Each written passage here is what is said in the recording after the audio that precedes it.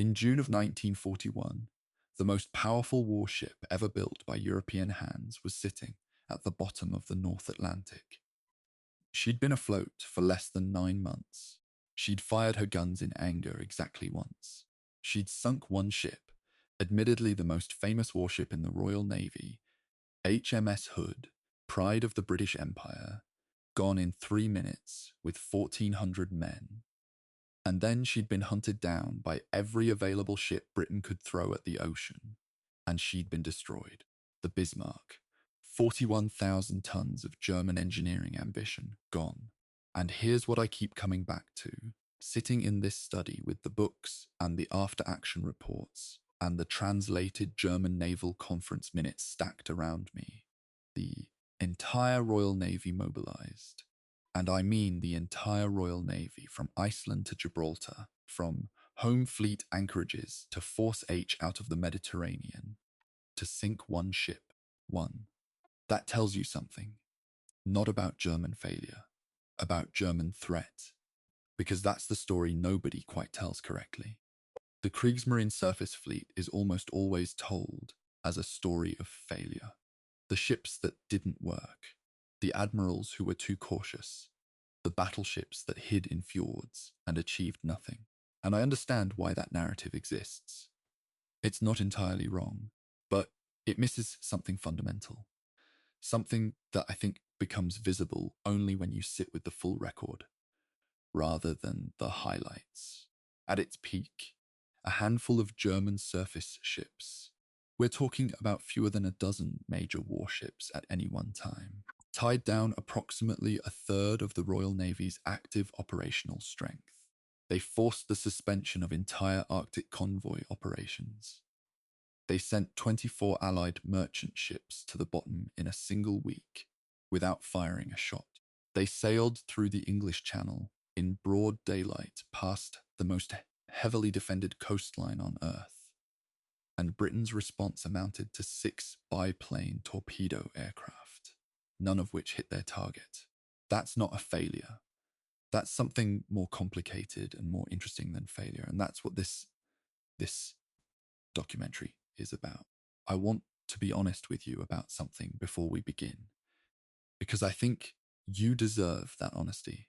And because I find that history told with false confidence is almost always worse than history told with appropriate uncertainty. The Kriegsmarine surface fleet is a subject where the professional historians still genuinely disagree about whether the commerce raiding strategy was sound, about whether Raeder's standing orders to his capital ships were defensible or crippling, about whether the Tirpitz was worth more in Norwegian fjords as a deterrent than she would have been as an active raider, about whether the intelligence advantage that Bletchley Park held over the German naval cipher fundamentally determined the war at sea or merely shaped it. I have views on all of these questions. I'll share them throughout this series, but I want you to hear the evidence before you accept my conclusions, or before you decide that I'm wrong, which is something I'm genuinely open to. What I've done for this documentary is go back to the primary material, the Naval Conference minutes from Hitler's headquarters, the fragments of which were captured at the war's end and have been translated and analysed by several generations of naval historians. Raeder's own memoirs, My Life, published in 1957, which you have to read with constant awareness that a man on trial for his professional life has very particular incentives about which memories to foreground and which to leave in shadow. The post-war testimonies collected by the United States Strategic Bombing Survey, which interviewed surviving German naval officers with a thoroughness that produced remarkable candor. The Bletchley Park decrypts, available in declassified form from the British National Archives, which let you read what the British actually knew about German movements in something close to real time. The hydrographic and wreck surveys of the Bismarck, the Scharnhorst, the Graf Spee, and a number of first-hand accounts, memoirs, diaries, testimonies from men who served in these ships, which are the hardest to evaluate but the most irreplaceable for understanding what the operational reality actually felt like from inside the steel. I've been fascinated by the German Navy since I was a teenager who found a worn-out copy of Dudley Pope's account of the Battle of the River Plate in a second-hand bookshop and spent a weekend reading it in a way that made the rest of the world temporarily inaccessible. Something about the Graf Spee story grabbed me then and never entirely let go. The idea of a single warship operating across a third of the world's oceans against 24 pursuing enemies, and then ending not in battle but in a diplomatic trap, scuttled by her own crew in a South American harbor while her captain made a final devastating private decision. That story has everything: strategic ambition, operational improvisation, the weight of institutional culture on individual human choices, and the gap between the plan and what actually happens when the plan meets reality. It's the whole Kriegsmarine surface fleet story, in one ship, in 1 week, in one harbor. And it's where this documentary begins. Over the course of this series, we're going to cover 18 chapters of history, from the scuttling of the German High Seas Fleet at Scapa Flow in 1919, through the wreckage of the Versailles Treaty and the slow rebuilding of German naval power under the Kriegsmarine, to the launching of the Deutschland-class pocket battleships in the early 1930s, and the grandiose planning of Plan Z in January of 1939. We'll follow the ships through Norway and the Atlantic and the Arctic and the Baltic. We'll be present as far as the historical record allows, for the Battle of the River Plate, for the sinking of HMS Hood, for the hunt and destruction of the Bismarck, for the Channel Dash, for the Battle of the North Cape and the death of the Scharnhorst, for the Tirpitz's long and strange career in the fjords and her eventual destruction by earthquake bombs in November 1944. And we'll follow the surviving ships to their final chapter, the Baltic evacuations of 1945, which are the largest naval humanitarian operation in history, and the most thoroughly forgotten. I want to say something about the format of this documentary, because it shapes what you're about to experience. This is not a sprint through a list of ship specifications and battle dates. I can't stand that kind of history. It treats the past as if it's a spreadsheet rather than a record of human decisions made by people under pressure with incomplete information and competing obligations. What we're doing here, following the ships and the people who designed, built, commanded, and crewed them as a continuous narrative. One that has tension and setback, an occasional dark humor, and a great many moments where the right decision in hindsight was not the obvious decision in the moment. We're going to spend time with the engineers in the shipyards, as well as the admirals in the headquarters. We're going to sit with the intelligence dimension of the naval war, the Bletchley Park story, the B. Dienst story, the way both sides were reading each other's signals to varying degrees throughout the conflict. Because that dimension transforms how you understand almost every major operational decision from 1941 onward. And we're going to take seriously the counterfactual questions. What might have happened differently? What alternatives actually existed? And why most of them were foreclosed by structural realities that no individual commander could alter. The title of this documentary is When Germany Challenged the Royal Navy. And I want to defend that framing because I know some of you will immediately question it. The Royal Navy of 1939 was the most powerful naval force in the world. The Kriegsmarine was never, at any point in the war, close to matching it in numbers of ships, weight of tonnage, global reach, or accumulated institutional experience. In that narrow quantitative sense, the challenge was never a serious contest. But the word challenge doesn't require near equality to be meaningful. A challenger can be outmatched and still impose real costs, still force the dominant power to commit resources it would rather have deployed elsewhere, still demonstrate strategic and engineering ideas that change how naval warfare is thought about. The Kriegsmarine surface fleet did all of those things, whether it did them wisely, whether it did them well, whether it did them in service of anything that could justify the cost in ships and lives. Those are the questions that this documentary is built to examine.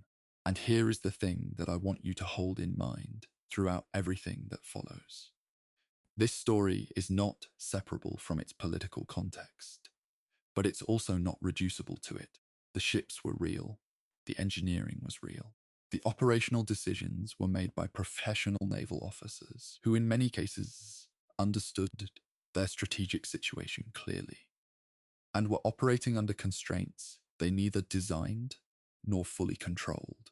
The final chapter, the Baltic evacuations, the 2 million refugees carried across a frozen sea by ships that had been built to fight battleships, is a reminder that the history of military institutions rarely ends where their planners intended it to, and that the last thing a warship does is sometimes the most consequential thing it ever does.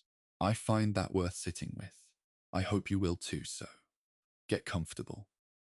The next several hours belong to the grey ships and the cold water and the men who sailed them.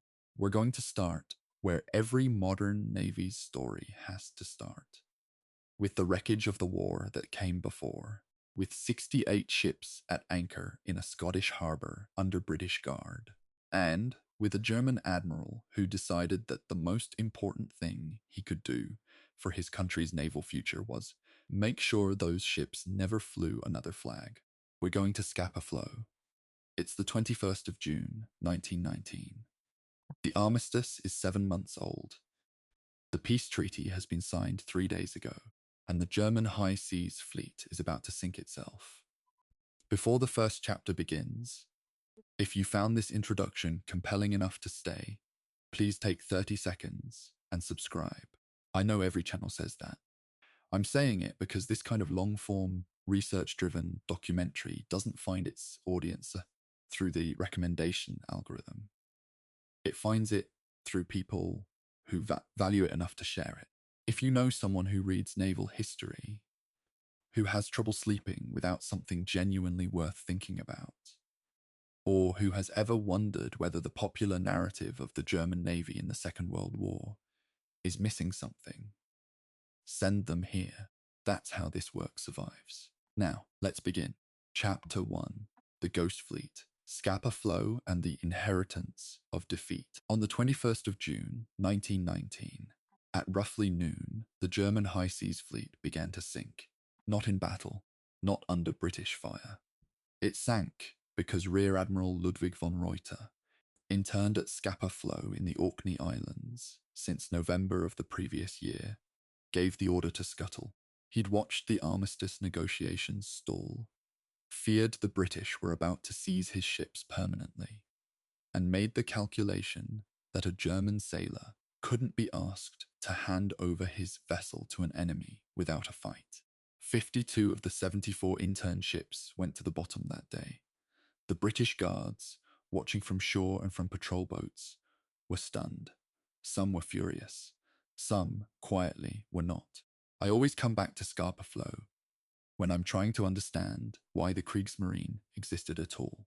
Because what happened that June morning wasn't just a tactical act of defiance. It was a statement of institutional culture. The Imperial German Navy had been built at enormous expense by Kaiser Wilhelm II and Admiral Alfred von Tirpitz over the previous 30 years. It had been built on the theory that Germany could only be a world power if it could threaten Britain at sea.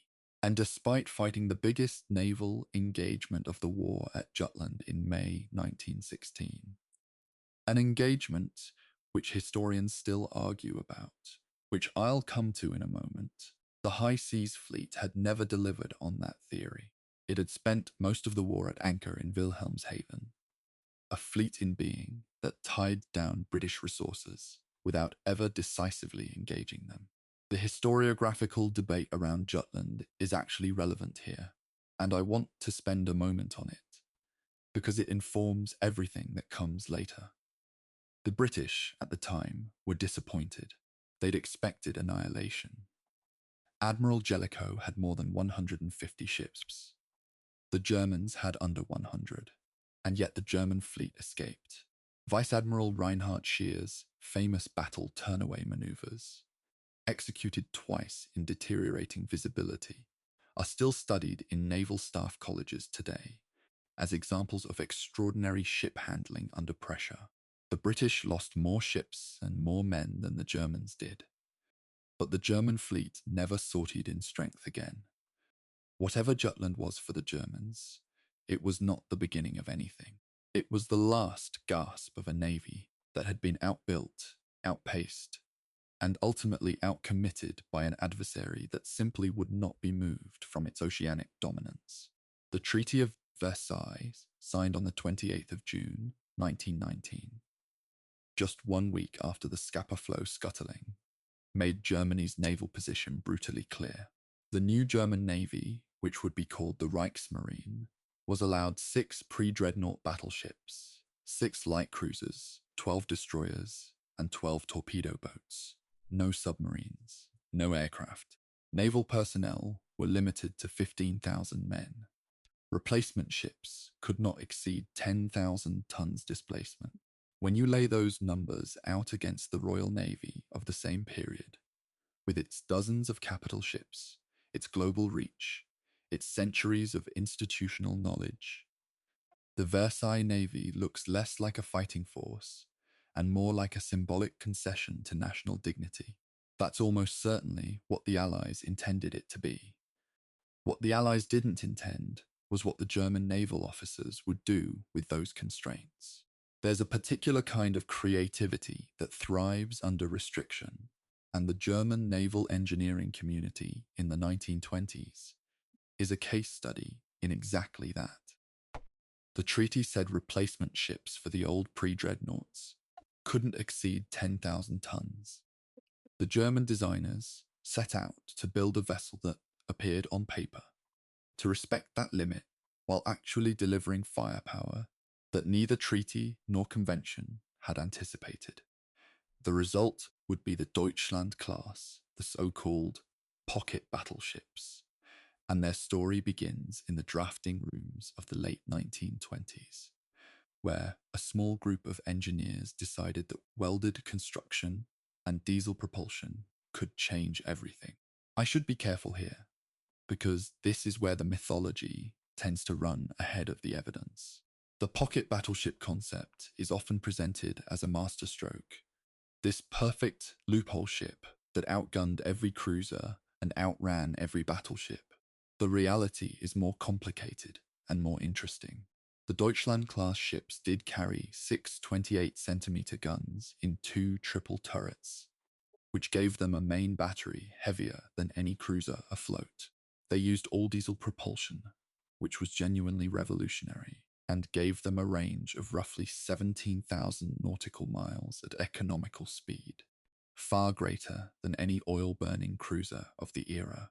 And their welded construction, rather than riveted frames, saved enough weight to keep them inside the displacement limit, at least officially. In practice, all 3 ships of the class exceeded the 10,000-ton treaty limit during construction, which is a fact German historians have been fairly open about in the decades since. The first of the 3 ships, the Deutschland, was launched in May 1931 at the Deutsche Werke in Kiel. The second, the Admiral Scheer, followed in 1933. The third and most famous, the Admiral Graf Spee, was commissioned in January 1936. Each was slightly different from the others. The Graf Spee in particular incorporated lessons learned from the first 2, with improved fire control equipment and slightly heavier armor protection. What unified them was purpose. These were not fleet ships. They weren't designed to fight in a battle line against British dreadnoughts. They were commerce raiders, ships designed to operate alone, deep in enemy sea lanes, sinking merchant ships and disrupting supply routes. That distinction matters enormously when we get to 1939.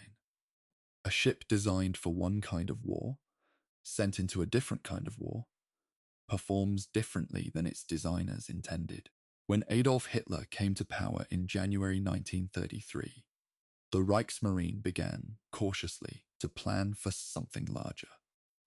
The political atmosphere was shifting. The Anglo-German Naval Agreement of June 1935, which is one of those agreements that looks, in hindsight, like a significant miscalculation by the British side, allowed Germany to build a surface fleet up to 35% of Royal Navy tonnage, and submarines up to 45%. In that same month, the Reichsmarine was renamed the Kriegsmarine, the War Navy. The name change wasn't cosmetic. It was a statement of intent. Whether that intent could ever be resourced into reality was a different question. One that Grand Admiral Erich Raeder, who commanded the Kriegsmarine from its founding in 1935, would spend the next 7 years wrestling with.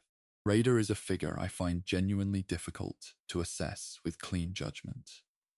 And I think that difficulty is worth sitting with, rather than resolving too quickly.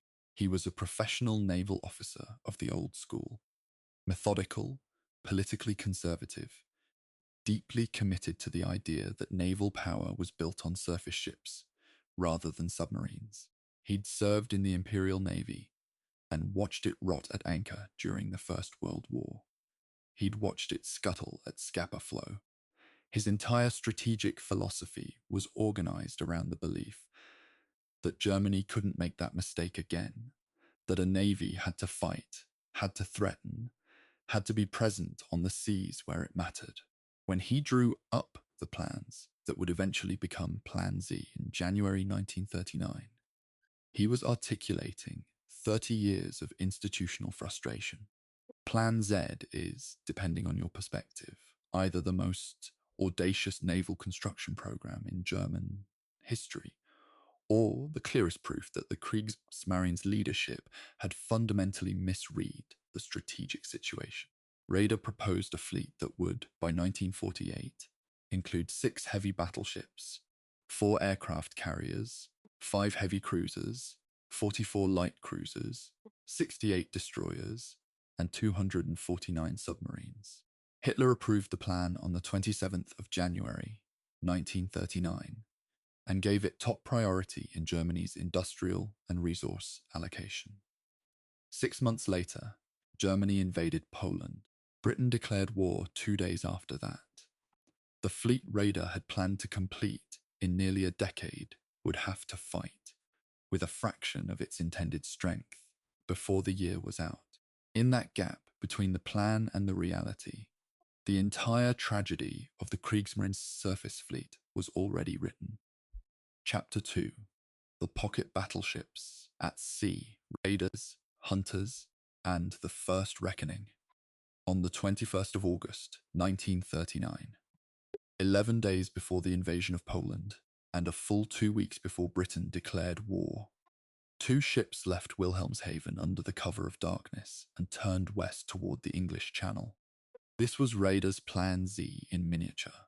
Not the grand fleet of battleships he'd dreamed of, but 2 pocket battleships sent out ahead of the shooting war to position themselves in the Atlantic.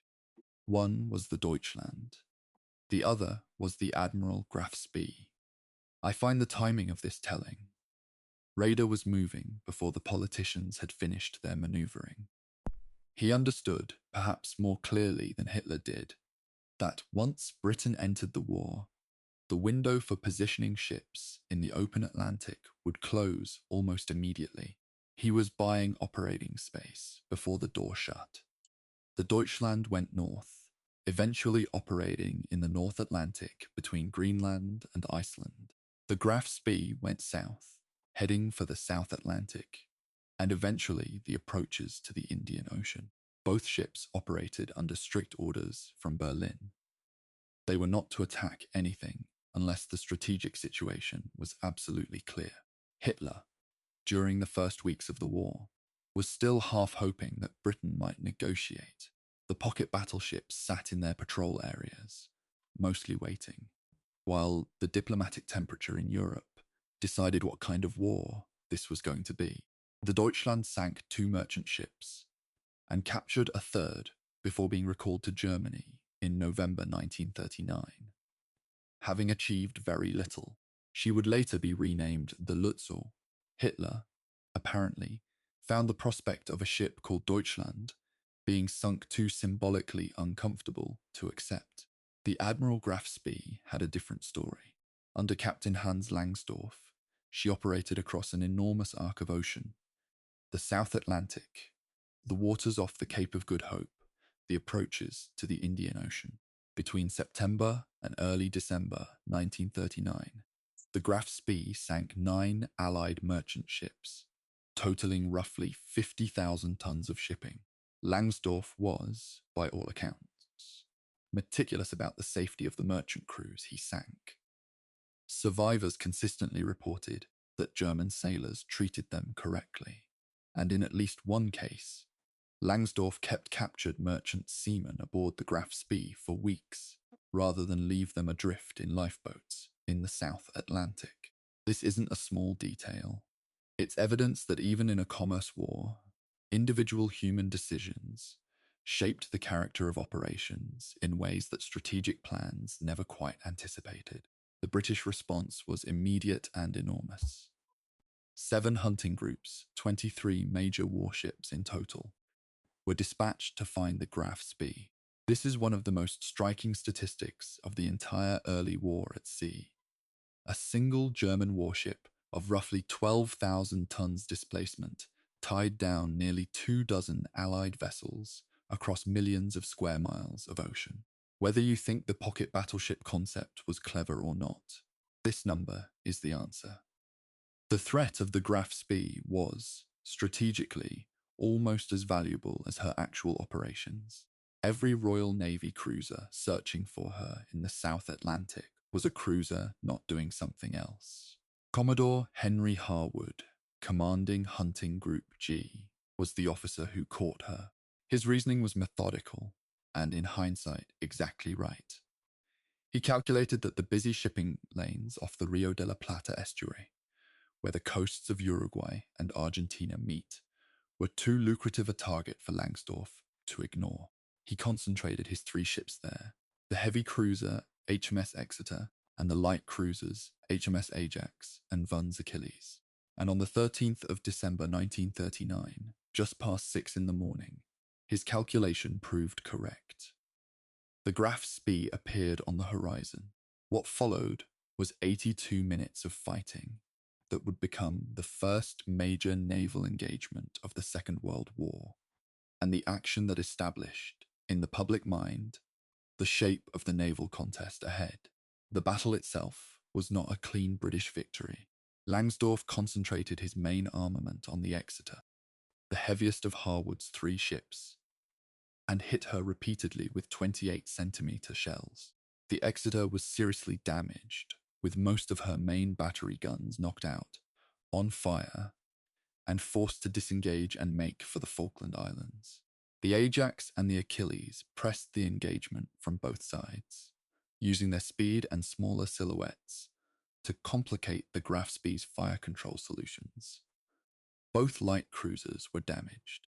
The Graf Spee took an estimated 70 hits during the battle. Some sources put it higher, including critical damage to her fuel purification system and her galleys. Langsdorff made for Montevideo, the nearest neutral port, under the provisions of international law that permitted a belligerent vessel to enter a neutral harbour for emergency repairs. The diplomatic manoeuvring in Montevideo that followed the battle is one of those episodes in naval history where the fog of war becomes the fog of psychology.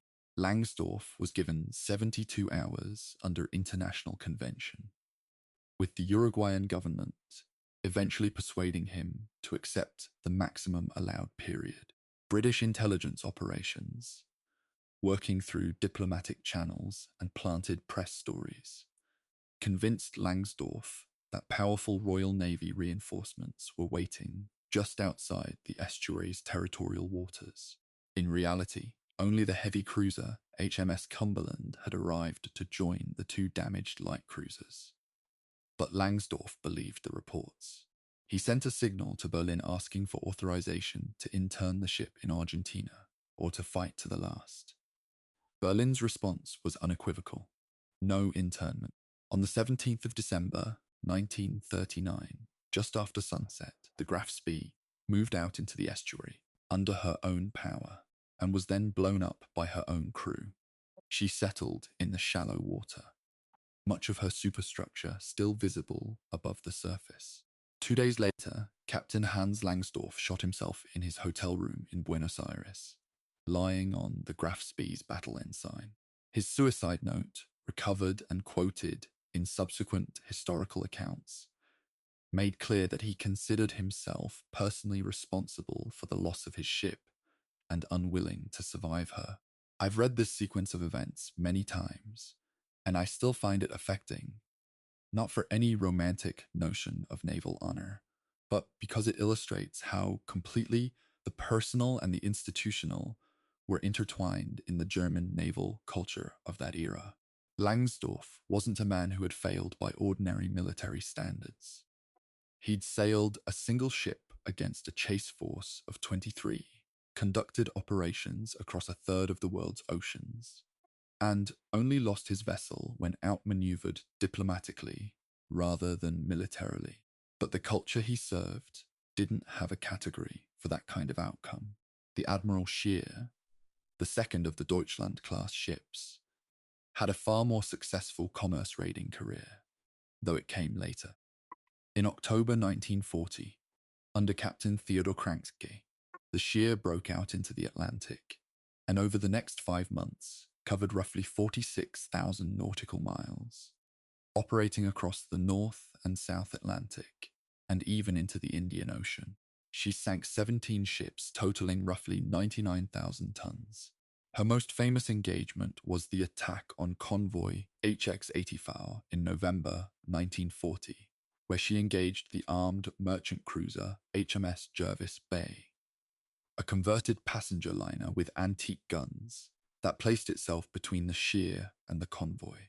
The Jervis Bay was sunk within 22 minutes, but her sacrifice allowed 32 of the convoy's 37 ships to escape into the darkness. The Jervis Bay's captain, Edward Fegan, was awarded the Victoria Cross posthumously. The Deutschland class, as a concept, produced 3 ships that operated in fundamentally different ways, and with fundamentally different results.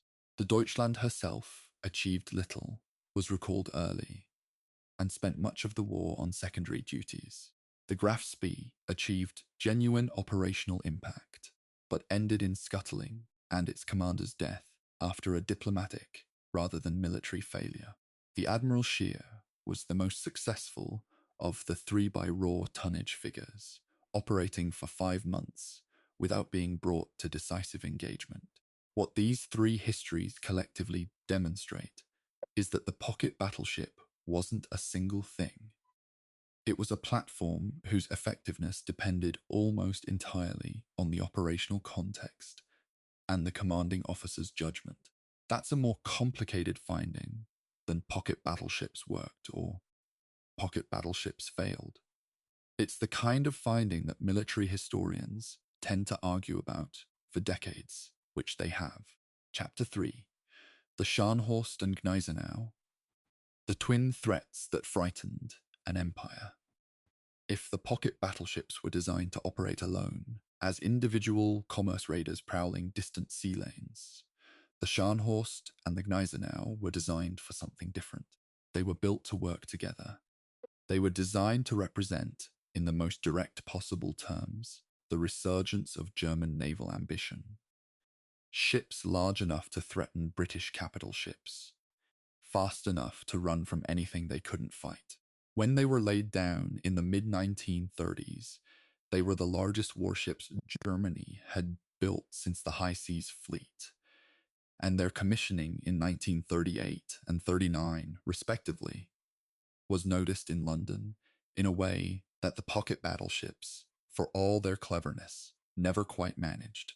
The classification of these ships has been a source of genuine historiographical friction that I don't want to smooth over. The Kriegsmarine officially classed them as battleships, and that is how the German Navy treated them operationally. Many British and American naval analysts, then and now, regarded them as battlecruisers, based on the standard that battlecruisers sacrifice armor protection for speed. Osprey Publishing's historians have noted this debate directly, observing that by strict technical definition, the Scharnhorst and Gneisenau fit the battlecruiser profile more accurately than the battleship profile. Their main armament of 9 28cm guns, while heavy by cruiser standards, was significantly lighter than the guns carried by true battleships of the era. The British Admiralty, interestingly, classified them as battlecruisers in most of their operational assessments. This matters because it affected how Royal Navy planners allocated forces to deal with them, and how close some of those estimates came to being dangerously wrong. Each ship displaced roughly 32,000 tons and was capable of speeds exceeding 31 knots, faster than almost every British capital ship then in service. They carried a secondary armament of 12 15cm guns, giving them a heavy broadside even before their main battery entered the calculation. Their armor protection was substantial, designed to resist 8-inch cruiser gunfire at most combat ranges. What they weren't built to do was stand in a gun duel with a British battleship armed with 15-inch or 16-inch weapons.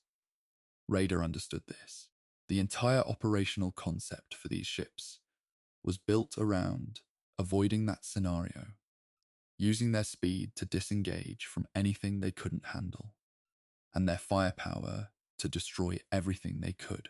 The pair first operated together in the Norwegian campaign of April 1940, where they encountered the British battlecruiser HMS Renown in deteriorating weather and visibility off Vestfjord. The engagement was brief and inconclusive. Both German ships received hits in a running exchange, and with the Renown's heavier guns presenting a genuine threat, Vice Admiral Wilhelm Marschall broke off and withdrew. This decision, tactically sound, strategically frustrating, established a pattern that would define the careers of both ships.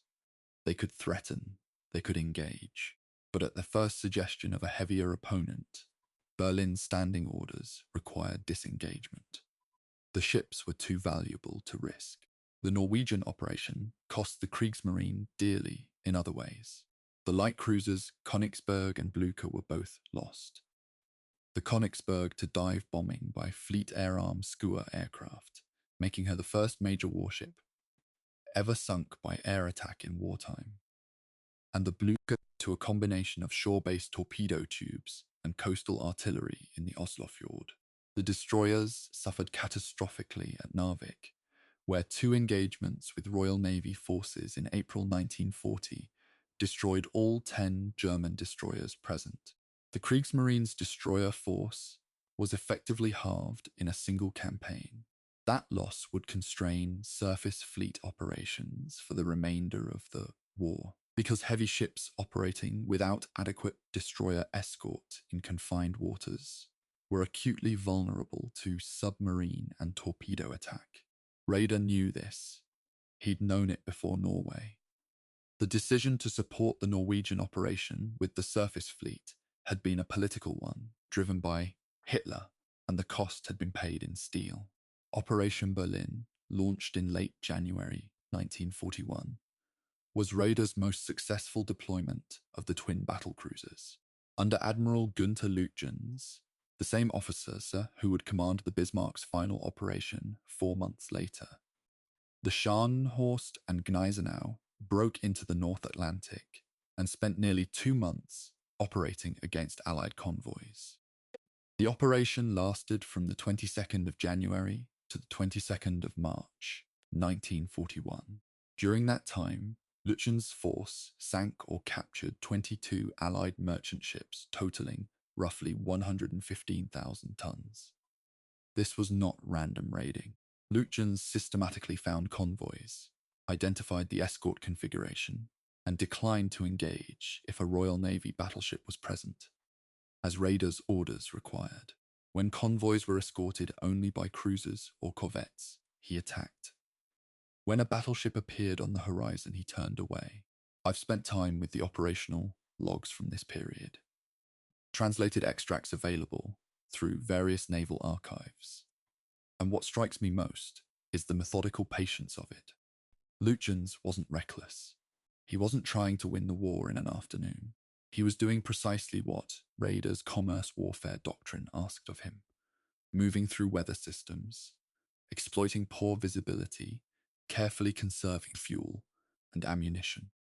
The achievement of 115,000 tons, sunk over 2 months, represented a genuine strategic contribution, in the sense that it diverted Royal Navy attention and resources, disrupted convoy scheduling, and demonstrated that German surface forces could operate in the North Atlantic without being caught.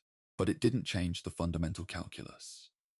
Britain's supply lines from North America remained intact. The Royal Navy's building program continued, and the photo-reconnaissance aircraft that tracked Scharnhorst and Gneisenau to their anchorage in Brest on the French Atlantic coast told the RAF exactly where to send their bombers.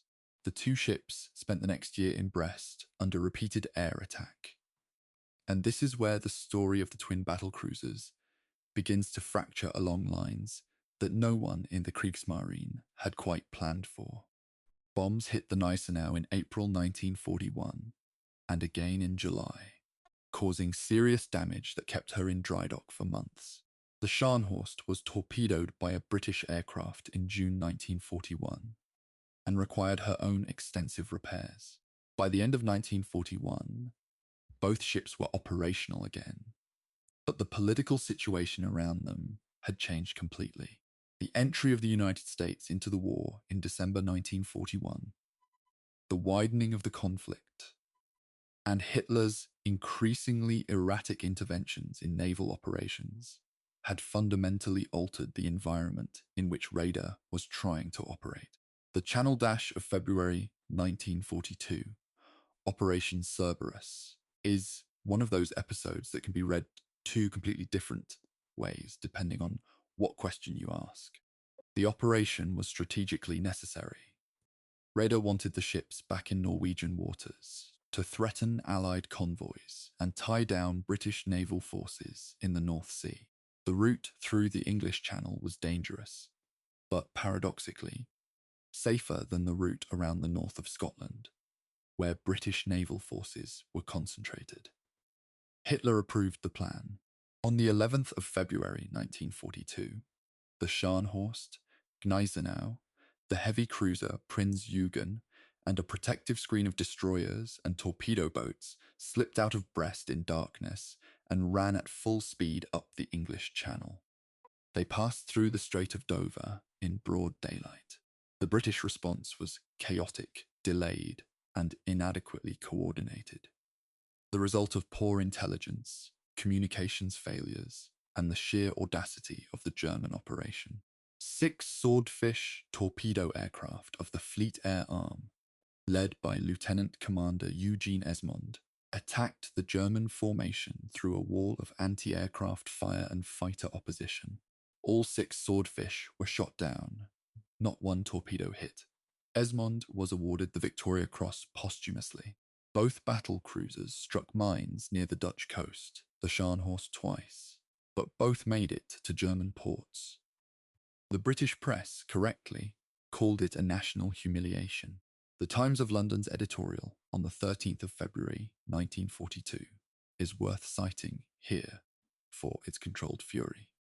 It noted that the last time an enemy fleet had sailed through the English Channel in defiance of the Royal Navy was in 1688, but the German Navy had pulled it off, and that mattered. Whether it mattered enough to outweigh what came next for those 2 ships is the question. Chapter 4 will begin to answer.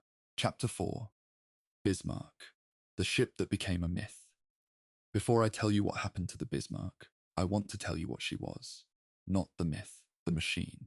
Because there is a tendency in nearly 80 years of documentaries and books and films to treat the Bismarck as a symbol first and a warship second. She's become Germany's naval tragedy in a single hull, the beautiful ship that Britain had to destroy. And while none of that is exactly wrong, it obscures some very specific technical and strategic realities that matter for understanding why she was sent on the operation that killed her, and whether that operation ever made sense in the first place. The Bismarck was laid down at the Blohm and Voss shipyard in Hamburg in July 1936 and launched in February 1939. She was commissioned into the Kriegsmarine in August 1940. Her standard displacement was approximately 41,000 tons, with a full load displacement closer to 50,000 tons, making her, at the time of her commissioning, the largest warship in the world by displacement. She carried 8 38-centimeter guns in 4 twin turrets, a main battery that gave her a broadside weight roughly comparable to the latest British battleships, though the fire control systems of the different navies operated on different principles and direct comparison is complicated. Her secondary battery of 12 15-centimeter guns, arranged in twin turrets, was more powerful than the main armament of many cruisers then at sea. Here is where I want to introduce a technical point that often gets lost in the popular accounts. The Bismarck's armor layout was designed according to the all-or-nothing principle, the same approach used by American naval architects, which concentrated heavy protection on the most vital areas of the ship, the magazines and machinery spaces, while leaving other areas relatively unprotected. However, German naval architects had also retained a traditional emphasis on horizontal deck armor as a defense against plunging shellfire at long ranges.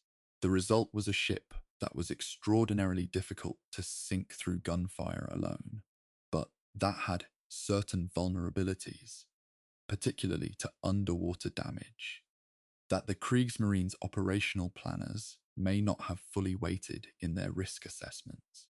The structural surveys conducted on her wreck since its discovery in 1989 have generated genuine academic debate about the cause of her final sinking, with some researchers arguing that flooding rather than gunfire was the primary cause.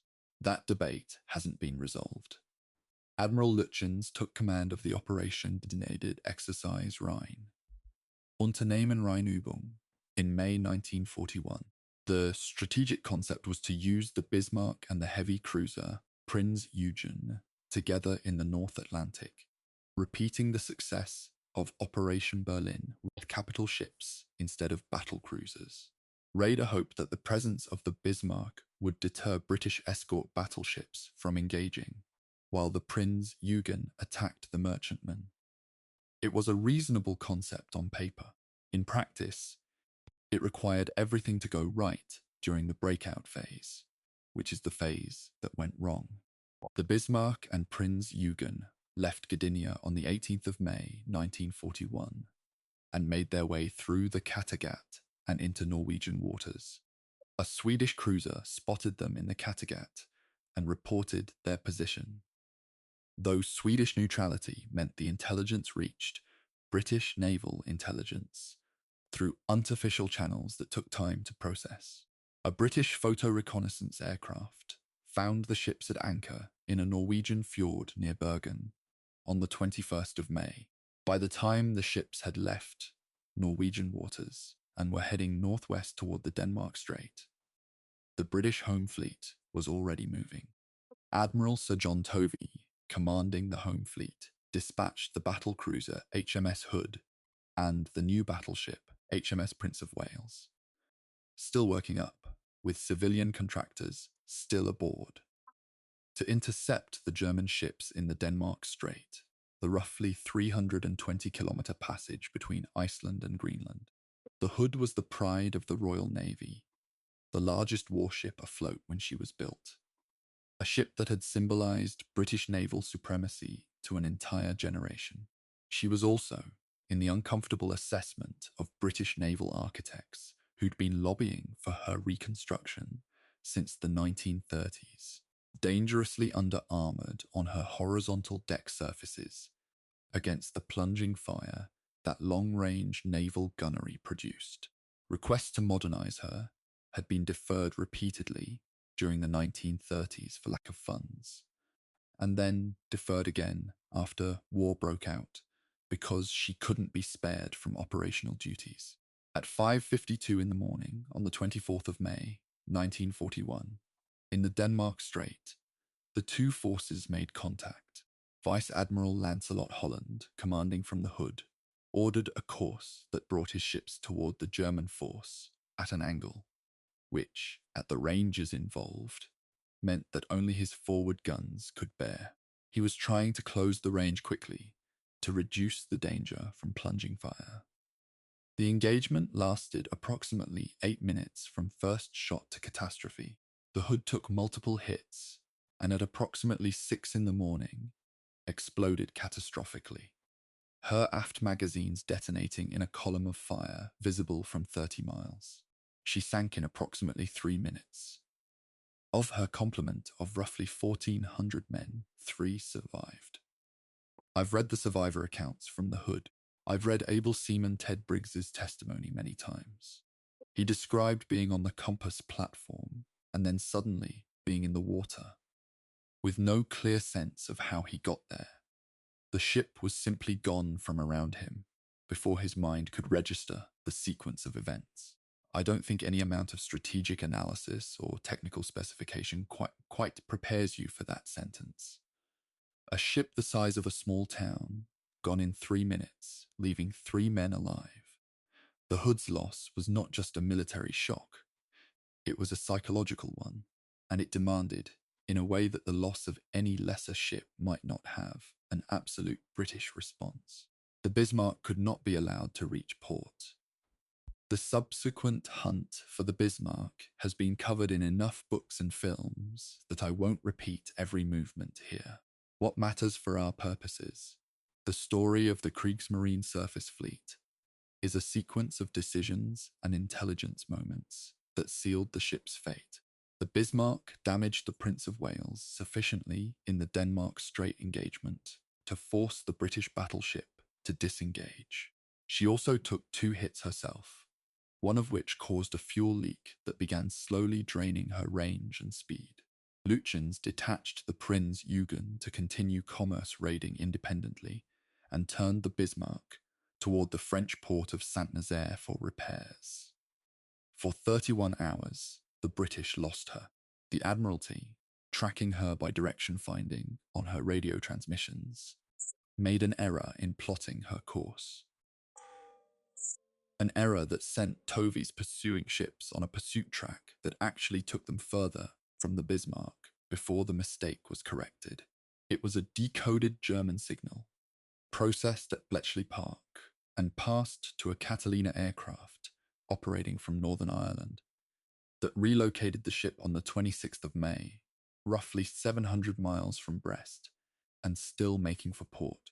The Catalina pilot who made the sighting was an American naval officer, Lieutenant Leonard Smith, posted to Britain in direct contravention of American neutrality at the time. His report gave the course and speed that allowed the Royal Navy to intercept. What followed on the morning of the 27th of May was not a battle in any traditional sense. The Bismarck had been crippled by a torpedo from a Swordfish aircraft the previous night. The torpedo had jammed her rudders in a 12-degree turn to port, making her unable to steer a straight course. British battleships, including HMS King George V and HMS Rodney, closed in and subjected her to prolonged gunfire. She continued to fight for as long as her guns could be served. She was eventually struck by torpedoes from the cruiser HMS Dorsetshire and sank at approximately 10:50 in the morning. Of her crew of approximately 2,200 men, 114 survived. a figure that the subsequent German investigation and some British accounts suggest could have been higher, if not for concerns about U-boat activity that caused the rescuing ships to depart before all survivors were recovered. The Bismarck was gone. The Prinz Eugen, which had separated before the final hunt, made it to Brest without incident, partly because the Royal Navy didn't know she'd separated, and partly because her speed and handling kept her ahead of any pursuit. But the loss of the Bismarck changed Hitler's attitude toward the surface fleet in a fundamental way. He had never been comfortable with the idea of his most powerful warships in open ocean combat, where they could be caught and destroyed. The Bismarck's loss confirmed his worst fears. He began, slowly and then decisively, to clip Raeder's operational freedom. Chapter 5. The Tirpitz.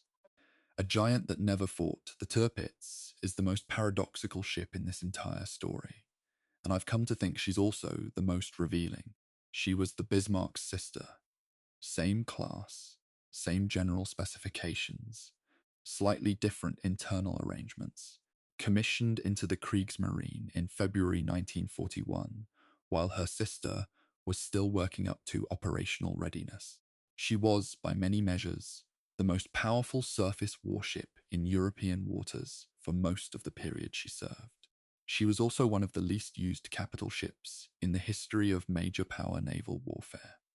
She fought, in conventional terms, almost not at all, and yet she arguably achieved more strategic effect through her existence than through any action she ever took. I want to be precise about what I mean by that, because it sounds paradoxical, and I don't want it to be misunderstood.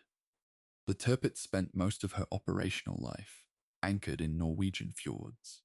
She made occasional sorties, a bombardment of Spitsbergen in September 1942, a brief and abortive move toward the convoy route during the infamous Operation Knight's move against convoy PQ-17 in July 1942.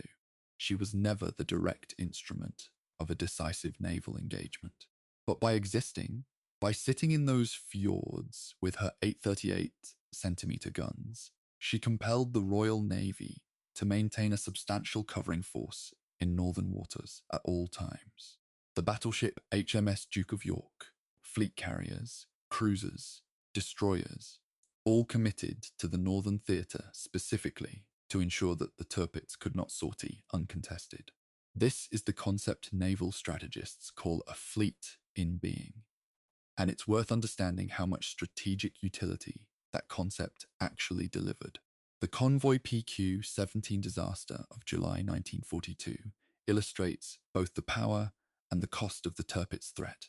Convoy PQ-17 was an Allied convoy of 35 merchant ships bound for the Soviet Union, carrying tanks, aircraft, and war materiel. The British First Sea Lord, Dudley Pound, aware that the Tirpitz and several other German heavy ships had moved toward the convoy's route, made the decision to scatter the convoy, to order the merchant ships to disperse and proceed independently.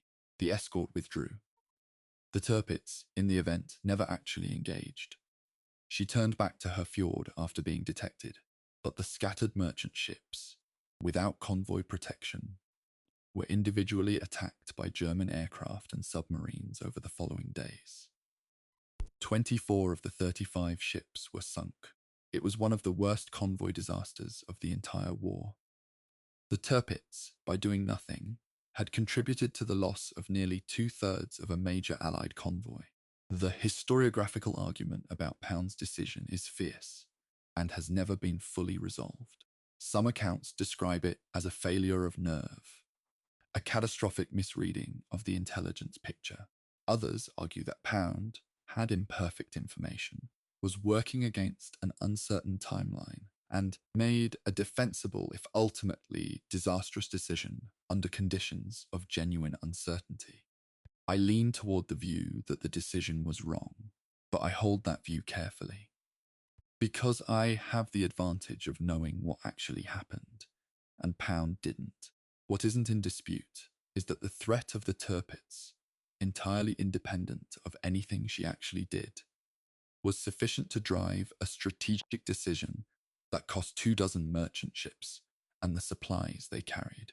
After the PQ-17 episode, Hitler essentially grounded his heavy surface ships. The humiliation of Operation Knight's Move, where the Tirpitz, Hipper, Scheer, and their escorts had moved toward the convoy and then turned back without engaging, triggered a rage in Hitler that Raeder struggled to manage. The subsequent disappointment at the Battle of the Barents Sea in late December 1942, where a German force that included the Hipper and Lutzow failed to inflict serious losses on convoy JW51 Bravo against determined destroyer opposition, was the final straw.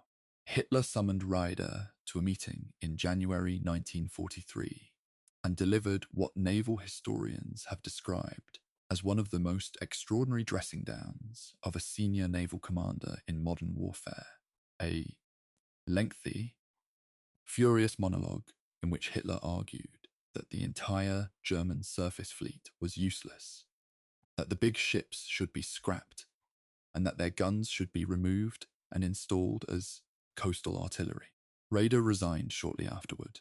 He was replaced by Admiral Karl Dönitz, the submarine commander. With Dönitz in command, the surface fleet's days as a strategic priority were effectively over. The Tirpitz continued to absorb Allied attention from her fjord anchorages, and the British never stopped trying to destroy her, which itself tells you something about how seriously her potential was rated. The RF mounted multiple major operations against her. Midget submarines, X-craft, attacked her in Kafjord in September 1943, detonating charges beneath her hull that caused sufficient damage to keep her out of service for several months. Fleet Air Arm aircraft made attack after attack. It wasn't until November 1944 that RAF Lancaster bombers, carrying tallboy earthquake bombs of 12,000 pounds each, finally sank her at Tromsø. She capsized in the shallow water, and several hundred of her crew, trapped in the hull, were eventually cut free by Norwegian rescue teams over the days following. The Tirpitz question, whether a ship that never fought in a major surface engagement can be considered a success or failure, is one of those deceptively clean questions that gets messier the more carefully you examine it. By the standard of operational naval warfare, she achieved almost nothing. By the standard of strategic distraction, she tied down enough Royal Navy resources to matter. Raeder would have argued, if pressed, that this was precisely the purpose the ship was supposed to serve. Not annihilation, but persistent, threatening presence. Whether that purpose was worth the resources invested is a question that depends entirely on what those resources might otherwise have built. 249 submarines was Plan Z's original target. The Tirpitz, plus all the facilities, crews, supply ships, and escort vessels required to maintain her in Norwegian fjords for 3 years, represented a significant alternative investment. I don't think there's a clean answer to that question.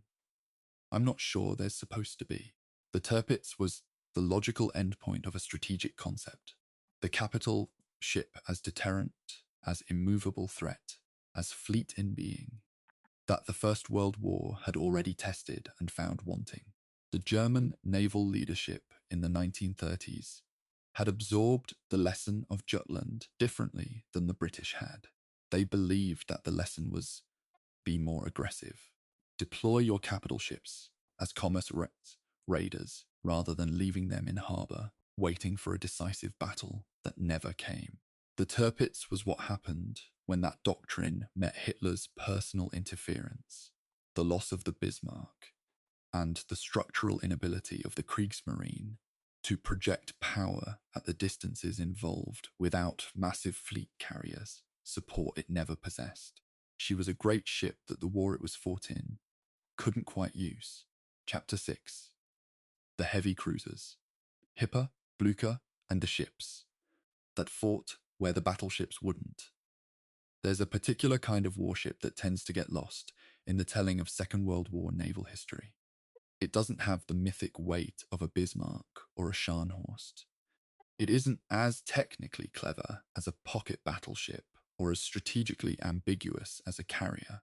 It's the heavy cruiser, the workhorse of the Kriegsmarine's medium-weight surface force, the ship that was actually used in more diverse roles than almost any other class in the German surface fleet. The Admiral Hitler class was the Kriegsmarine's primary heavy cruiser type, and their story runs through almost every significant surface operation of the German Navy, from Norway in 1940 to the Baltic coast, evacuations of 1945. The class originally comprised 5 ships: the Admiral Hitler herself, Beluga, the Prinz Eugen, the Seydlitz, and the Lutzer. The latter two never completed in their designed form due to wartime resource constraints. The Hitler and Blucher were commissioned in 1939 and 1940, respectively. They displaced approximately 14,000 tons at standard load and carried 8 20.3 centimeter guns in 4 twin turrets, with a secondary battery of 12 10.5 centimeter guns.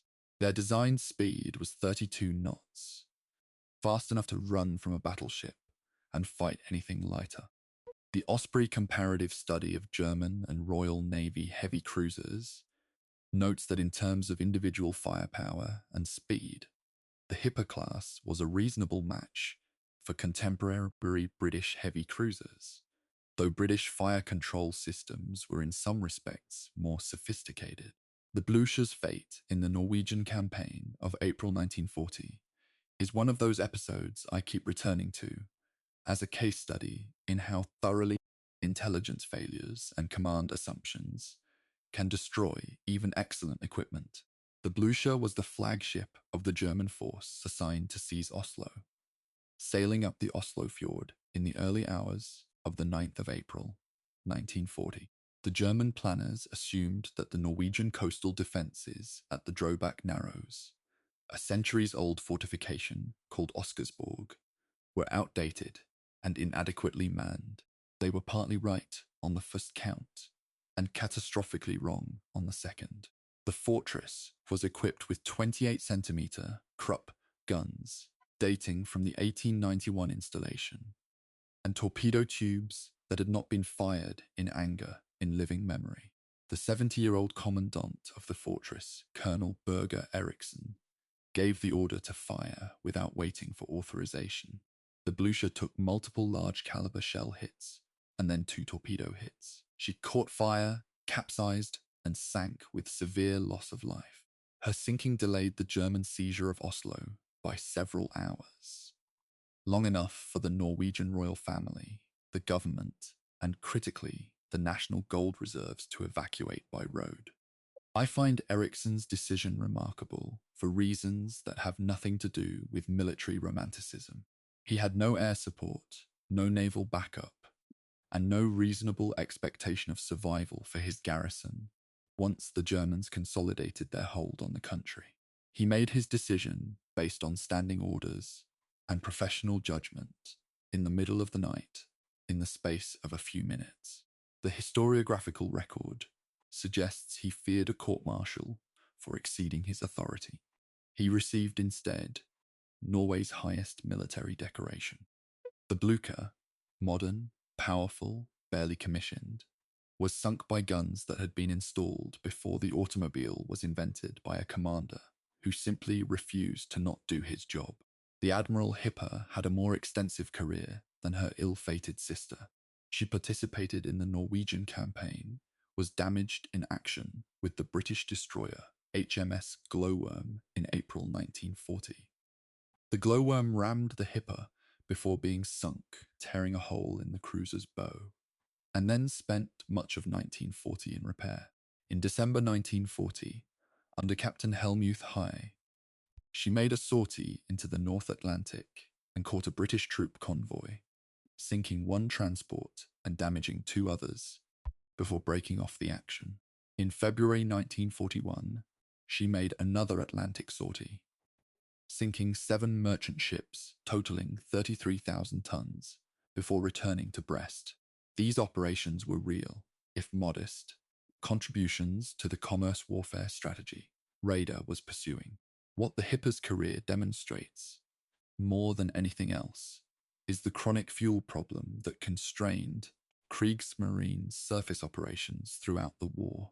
The heavy cruisers, unlike the diesel-powered pocket battleships, burned fuel oil at rates that the German war economy found increasingly difficult to sustain. Every major sortie had to be carefully calculated against available fuel reserves, the location of tanker rendezvous, and the operational tempo required for the return journey.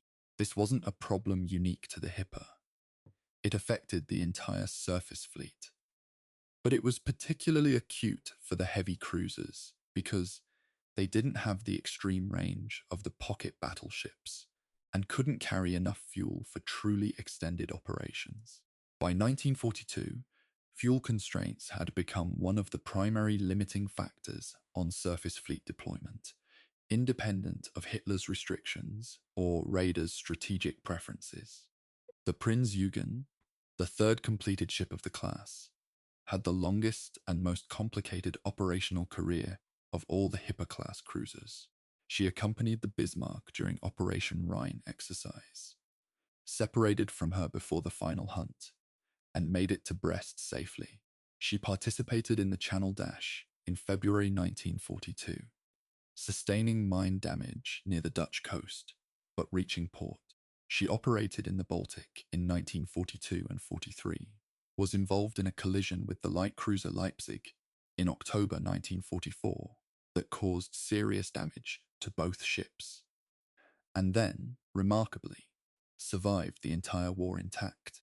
The Prinz Eugen surrendered to British forces in May 1945. She was subsequently allocated to the United States Navy, sailed across the Atlantic, and was ultimately used as a target ship in the post-war atomic bomb tests at Bikini Atoll in 1946, where she survived both the surface and underwater detonations before eventually being sunk in a controlled scuttling in December 1946. She is still there today, lying on her side in the lagoon at Bikini, leaking oil into the Pacific at a slow, steady rate. I find something appropriate in that particular kind of persistence. The Battle of the Barents Sea in December 1942 is the operation that effectively ended the Kriegsmarine surface fleet as a force with political backing in Berlin, and it centered on the heavy cruisers. The operation, designated Regenbogen, sent the Hipper and the pocket battleship Lutzow, with a destroyer escort, against convoy JW51 Bravo in the Barents Sea.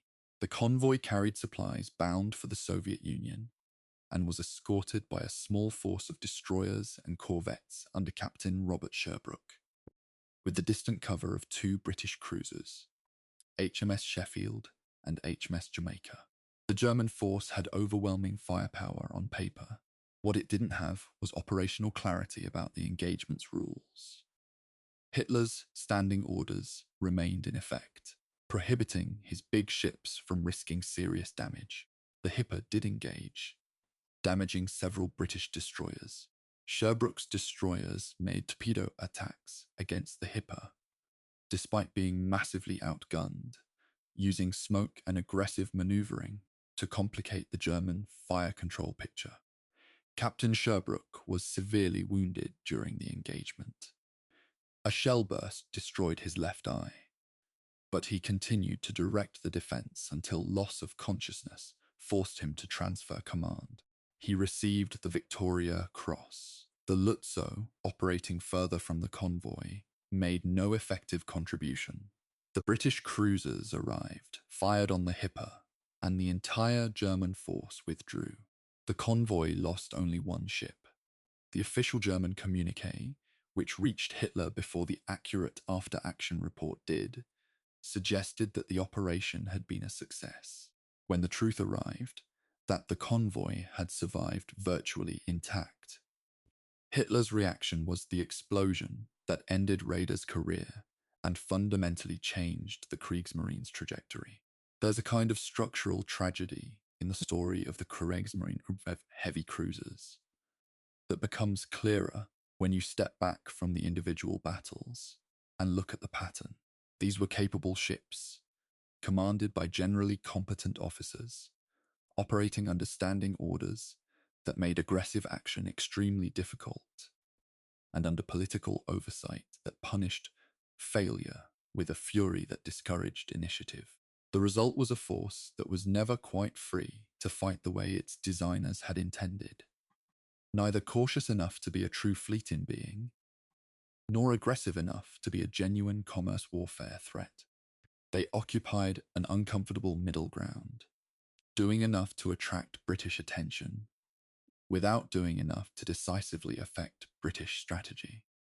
By 1943, with Dönitz in command, they were effectively relegated to training duties and the Baltic Coast support missions that would define the Kriegsmarine's last desperate operational phase. That story, the Baltic evacuations, the final missions, the ships that carried refugees rather than shells, belongs to the later chapters. For now, let the cruisers rest at their anchorages in the northern fjords, burning slow fuel, waiting for orders that kept not quite coming, while the war they were built for moved in directions that no one in the 1930s had planned for. Chapter 7. The Destroyers. Fast, fragile, and forgotten. When people talk about the Kriegsmarine surface fleet, they almost always start with the battleships. That's understandable. The Bismarck and the Tirpitz carry the weight of the entire story in popular memory. But I want to spend some time with the destroyers, because they are the ships that actually fought the most, in the most diverse range of circumstances, under the most consistently punishing conditions of any surface vessel in the German Navy. They escorted the capital ships, they led the attack at Narvik, they ran supplies up the Norwegian coast, they swept mines in the Baltic, they laid mines in the North Sea, they fought British destroyers in close-range night actions, where the range was sometimes measured in hundreds of meters rather than nautical miles. And they did all of this while being numerically inferior to their British counterparts, chronically short of fuel and spare parts, and operating under the same restrictive command culture that hobbled every other surface vessel in the fleet.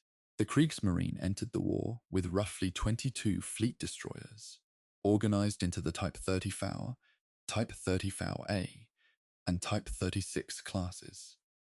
The successive types reflecting incremental improvements in design as German shipyards incorporated lessons from the first hulls. They were large ships by the standards of the era. The Type 36 destroyers displaced roughly 2,400s at standard load, which was heavier than most contemporary British destroyers, and closer to the British light cruiser category in some respects.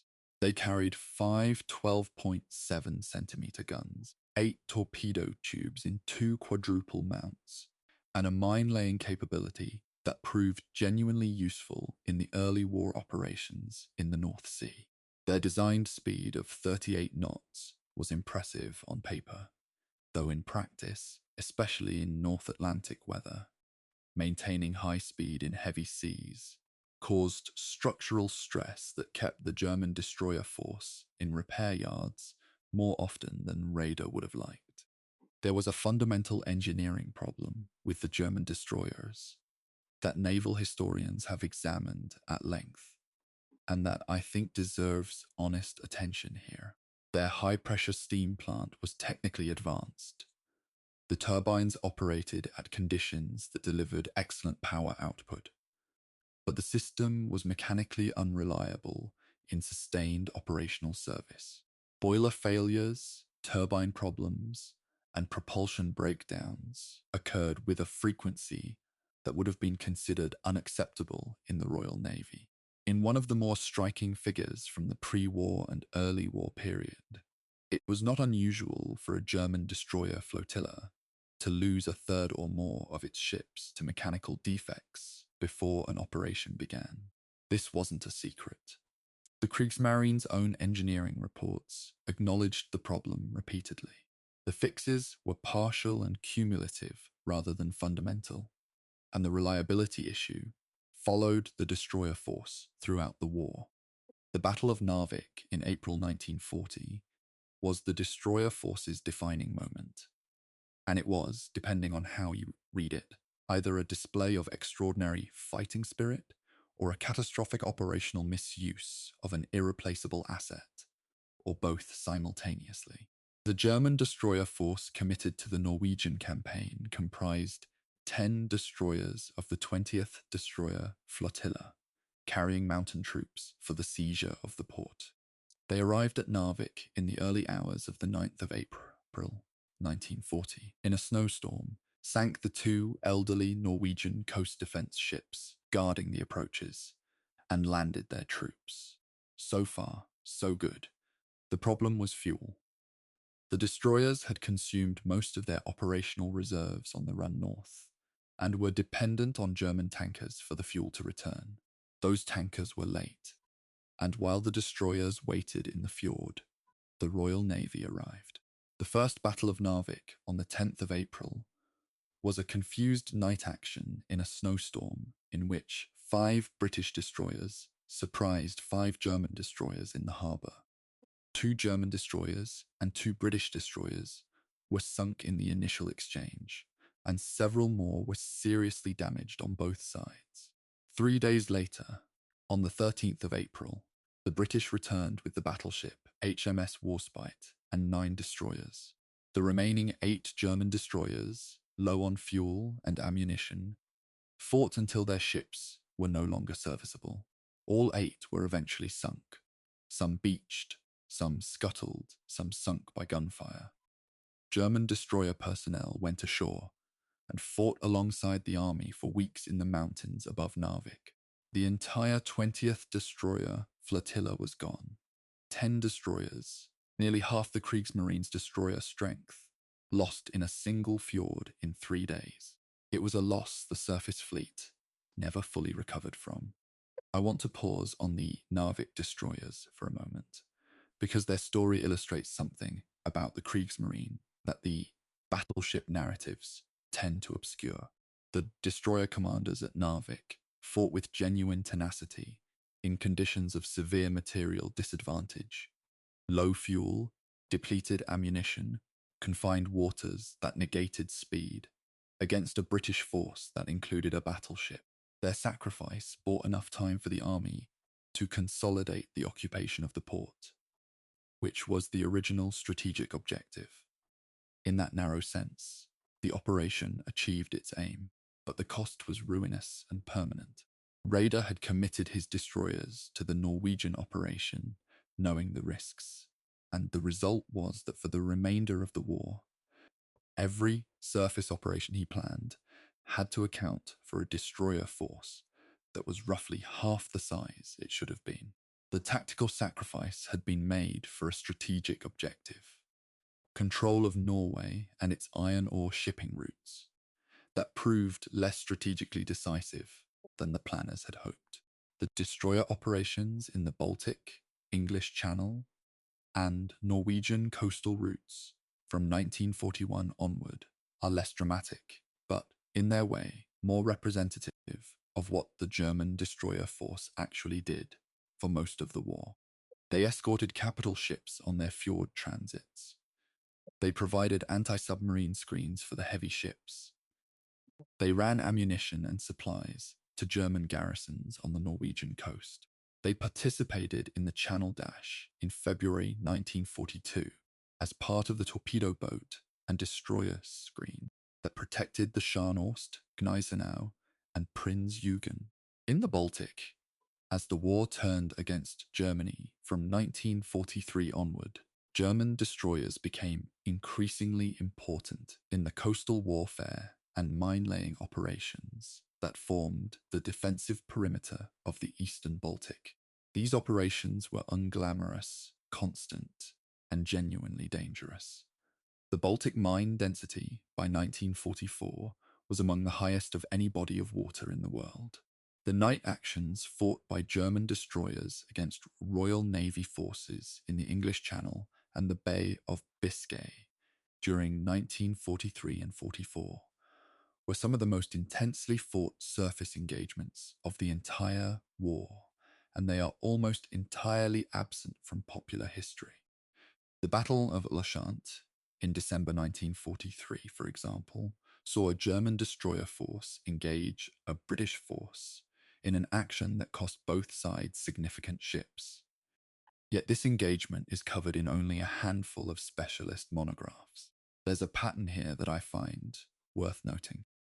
The closer to the shore, the more tactical and less strategic the engagement, the more thoroughly it tends to disappear from the popular historical record. The Bismarck commands an ocean of literature because she was a symbol as much as a ship. The destroyers of the Ninth Flotilla, fighting a night action off Brest, command a footnote because they were doing their jobs rather than embodying an ideology. By 1944, the surviving German destroyers were increasingly concentrated in two theatres: Norway, where they continued to perform the escort and supply missions that had been their role since 1940, and the Baltic, where the combination of Soviet ground offensives, Allied air attacks, and mine-laying operations was progressively constricting German naval movement. The destroyer force had received some new construction. The Type 36A and Type 36B classes that addressed some of the reliability problems of the earlier ships, though fundamental issues with the high-pressure steam plant were never fully resolved.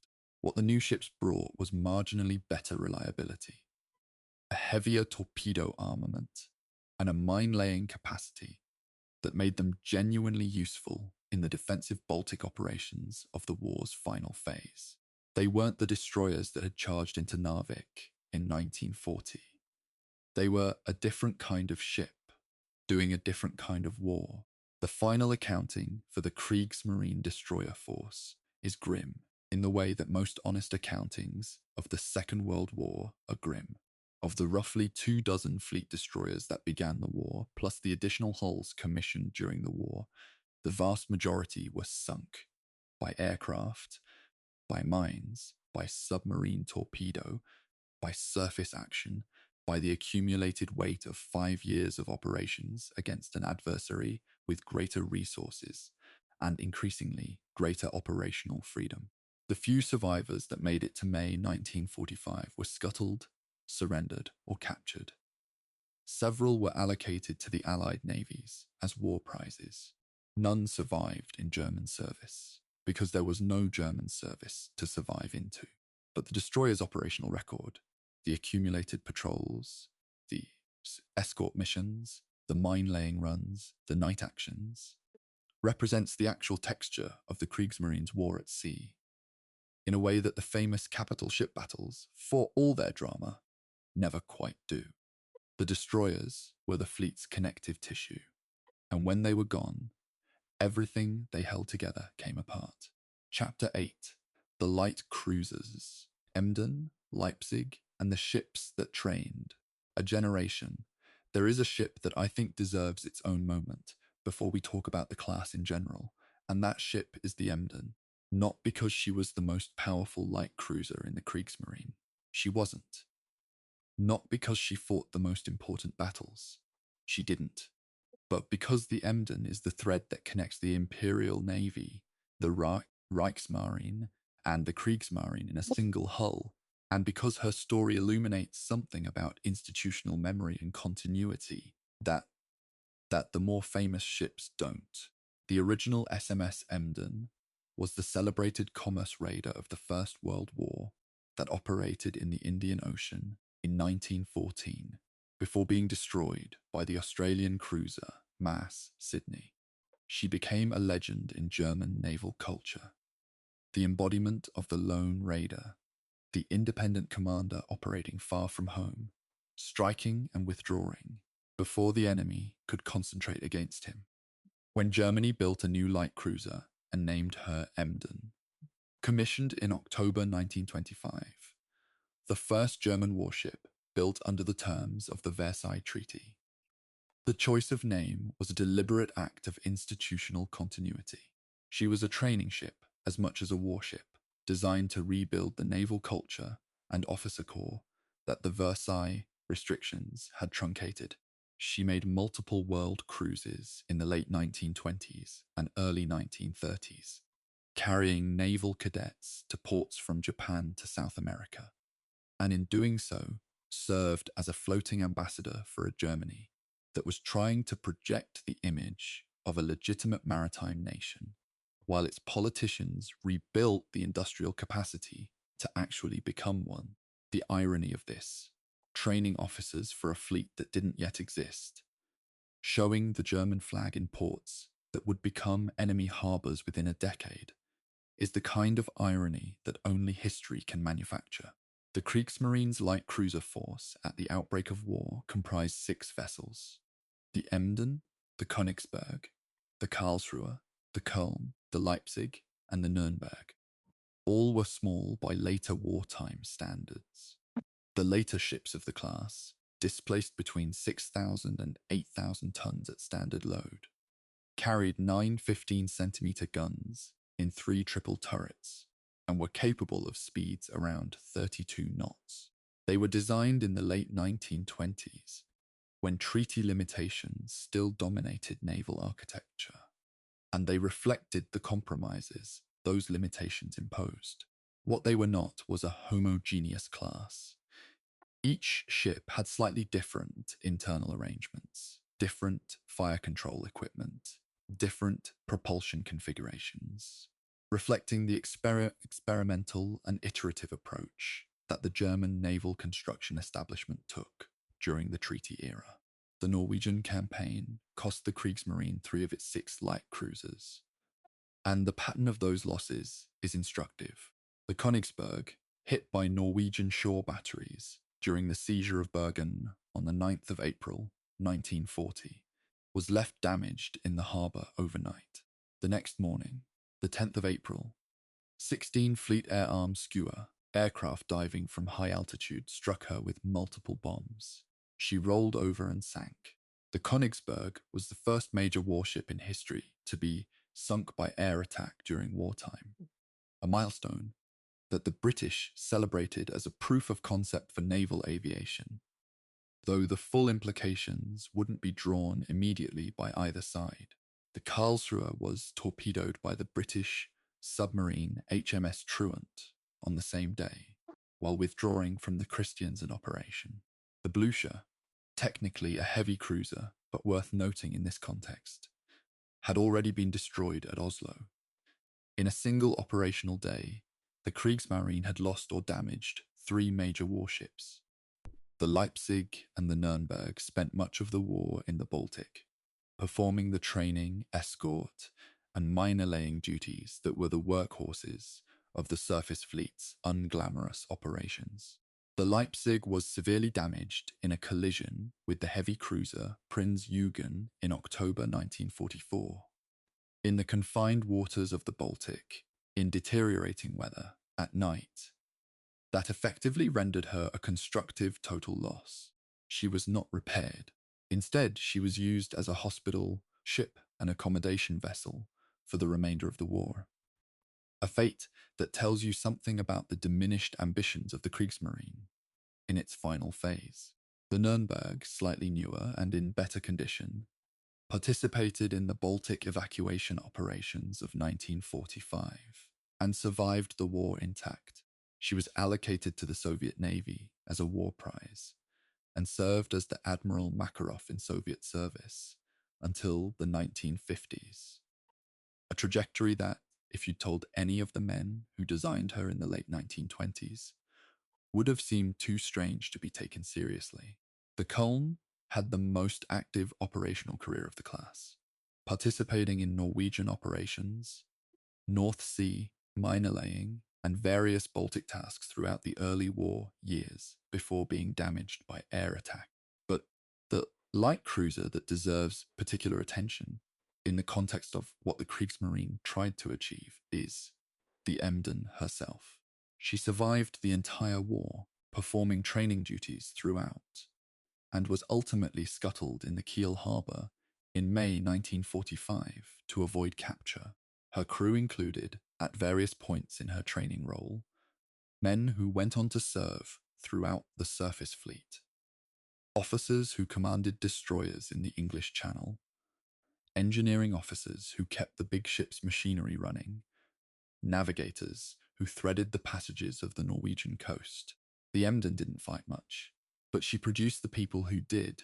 I think there's something worth examining in the light cruiser story that speaks to a broader characteristic of the Kriegsmarine's surface fleet: the tendency to build ships for one set of conditions, and then operate them in conditions their designers never anticipated. The light cruisers were designed in the late 1920s for a war against France or the Soviet Union, enemies with limited naval power, in confined seas where their modest displacement and shallow water handling would be assets. They were not designed for North Sea operations against the Royal Navy in 1940, and they were certainly not designed to survive Norwegian fjords defended by shore batteries and alert commanders. When Raeder committed them to the Norwegian campaign, he was using them beyond their design envelope, and the cost was 3 ships in a single day. The 2 that survived, Leipzig and Nuremberg, survived partly because they were committed to less exposed operations, and partly because the luck that maritime warfare always distributes unevenly distributed in their favour. The light cruiser losses in 1940 had a practical consequence that is often overlooked. They eliminated the Kriegsmarine's capacity to provide close-range fire support for amphibious operations of the kind the Norway campaign required. After 1940, there was no light cruiser force to speak of for anything beyond Baltic training and escort operations. This meant that any future German amphibious operation, had one been planned, would have had to rely on destroyers or torpedo boats for close fire support, which significantly degraded the firepower available. It's one of those cascading consequences that flow from an early operational decision and quietly constrain everything that comes after. The Norway campaign was, strategically, a German victory. Operationally, it was paid for in ships that were never adequately replaced. The training function of the light cruiser force, the Emden's world cruises, the Baltic training exercises, the gunnery schools run from Kiel and Wilhelmshaven, is the aspect of this story I find most poignant in the long run. The Kriegsmarine of the 1920s was building a ghost fleet, training officers for ships that didn't exist, for a war that wasn't supposed to happen, under treaty constraints that were supposed to make great power naval rivalry a thing of the past. The Emden carried her cadets to Yokohama and Buenos Aires and Cape Town in the years when the world was still barely at peace. Some of those cadets were alive in 1945. Some weren't. The ones who survived carried in their careers the entire arc from treaty-constrained training ship to desperate Baltic evacuation. From the careful formality of a peacetime port call to the chaos of a war that the fleet they served in was never quite equipped to win. Chapter 9, The Commerce War, Raiders, Disguise, and The Long Hunt, Across Empty Ocean. There's a category of ship that almost never appears in the popular histories of the Kriegsmarine surface fleet, and I think that absence is a genuine distortion of the record. The auxiliary cruisers. The German Navy called them Hilfskreuzer. What the Allies called merchant raiders were armed merchant ships disguised as neutral or enemy vessels that operated in distant oceans for months or years at a time, sinking Allied shipping with a combination of guile, firepower, and the kind of operational patience that the big surface ships, for all their power, almost never managed to sustain. Between 1940 and 1943, 9 of these ships operated across the Pacific, Indian, and South Atlantic Oceans, and collectively sank or captured approximately 132 Allied vessels, totaling around 825,000 tons. That figure is larger than the combined tonnage sunk by every Kriegsmarine surface warship, from the Deutschland-class pocket battleships to the Scharnhorst's Atlantic raids. The auxiliary cruisers have been largely written out of the main narrative because they lack the drama of the battleship engagements. They didn't fight the Royal Navy.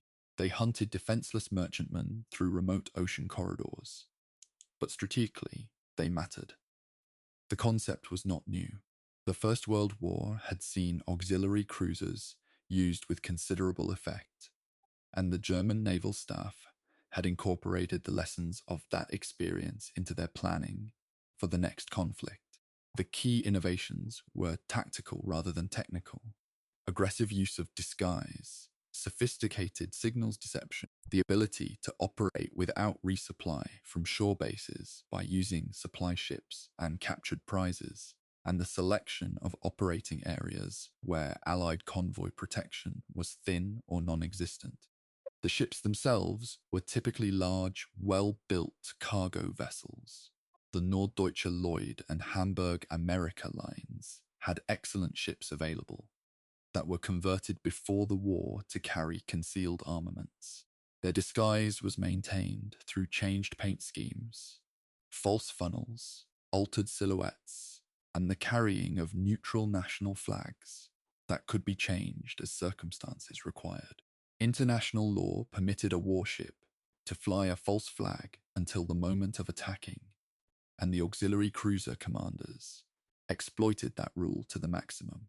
The most successful of the 9 raiders was the Atlantis, under Fregattenkapitän Bernhard Rogge, which operated for 622 days without returning to port, the longest unbroken operational cruise of any surface warship in the Second World War. The Atlantis operated from April 1940 to November 1941, covering more than 102,000 nautical miles across the Atlantic, Indian, and Pacific Oceans, and sinking or capturing 22 Allied vessels. Rogge's operational method was methodical and carefully conserving of both his ship's resources and, in his own accounts, his crew's physical and psychological resilience. 622 days at sea, disguised as an enemy, hunting across empty ocean, places enormous strain on any ship's company. His memoirs, which were published after the war and are among the more readable first-person accounts of Kriegsmarine operations, give a sense of the constant tension between caution and aggression that defined the raider commander's life. The Atlantis's end was, in a way, characteristic of how most of the auxiliary cruisers were eventually found and dealt with. She was not caught in a dramatic surface battle. In November 1941, while stopped to transfer crew and supplies to a submarine, she was found by the British cruiser HMS Devonshire, which had been tracking a suspicious pattern of signals. The Devonshire stood off at a range beyond the Atlantis's concealed armament and opened fire. The Atlantis sank after prolonged flooding. Her crew were rescued, partly by the submarine she'd been working with, partly by another German supply vessel, partly eventually by the enemy in somewhat complicated circumstances that Rogge recounts in considerable detail. No one was killed by the gunfire, which is both fortunate and characteristic of the Raider War's particular nature. A war fought largely in empty ocean, where finding the enemy was usually harder than fighting him once found. The Raider Thor, which operated in 2 separate cruises between 1940 and 1942, is notable for being the only German surface vessel in the entire war to sink a British armed merchant cruiser in a single ship action. She encountered the Alcantara, the Carnarvon Castle, and the Voltaire at separate points during her operations, fighting each engagement with the kind of close-range gunnery that the Kriegsmarine's capital ships were never allowed to exercise freely. The Thor's captain in her first cruise, Otto Kähler, was a notably aggressive operator who consistently sought engagement rather than avoiding it, a marked contrast to the operational culture of the big surface ships back in European waters. It's one of the curiosities of the Kriegsmarine's war that its most offensively minded surface commanders were often found in the most obscure ships, far from the political oversight that constrained the battleship admirals. The supply network that sustained the auxiliary cruisers, and, more broadly, the Kriegsmarine's commerce warfare against Allied shipping, was a logistical achievement that tends to be understated in standard histories. A network of supply ships, tankers, and weather ships was maintained in the remote reaches of the South Atlantic and Indian Oceans, providing fuel, ammunition, provisions, and replacement personnel to the raiders at sea. These supply ships were also, eventually, the vulnerability that allowed British intelligence to roll up the raider network. The capture of German naval cipher material from weather ships and supply vessels in 1940 and 41 gave Bletchley Park the tools it needed to read a significant portion of German naval signals traffic. Supply ships began to be intercepted with suspicious precision. Raiders expecting to find tankers at prearranged rendezvous found British cruisers instead. The operational security that had protected the raider network through its first year began to degrade, and with it, the raiders' ability to sustain extended operations. By 1942, the era of the long-range commerce raiders was effectively over. The last of the operational raiders, the Michel, which made 2 cruises, and the Coronel and Steer, which operated in 1942, were all sunk or recalled by the end of 1943. The reasons were cumulative. Improved Allied convoy protection, better intelligence, the extension of Allied air coverage into ocean areas that had previously been beyond patrol range, and the progressive loss of the supply network that had sustained the early raiders.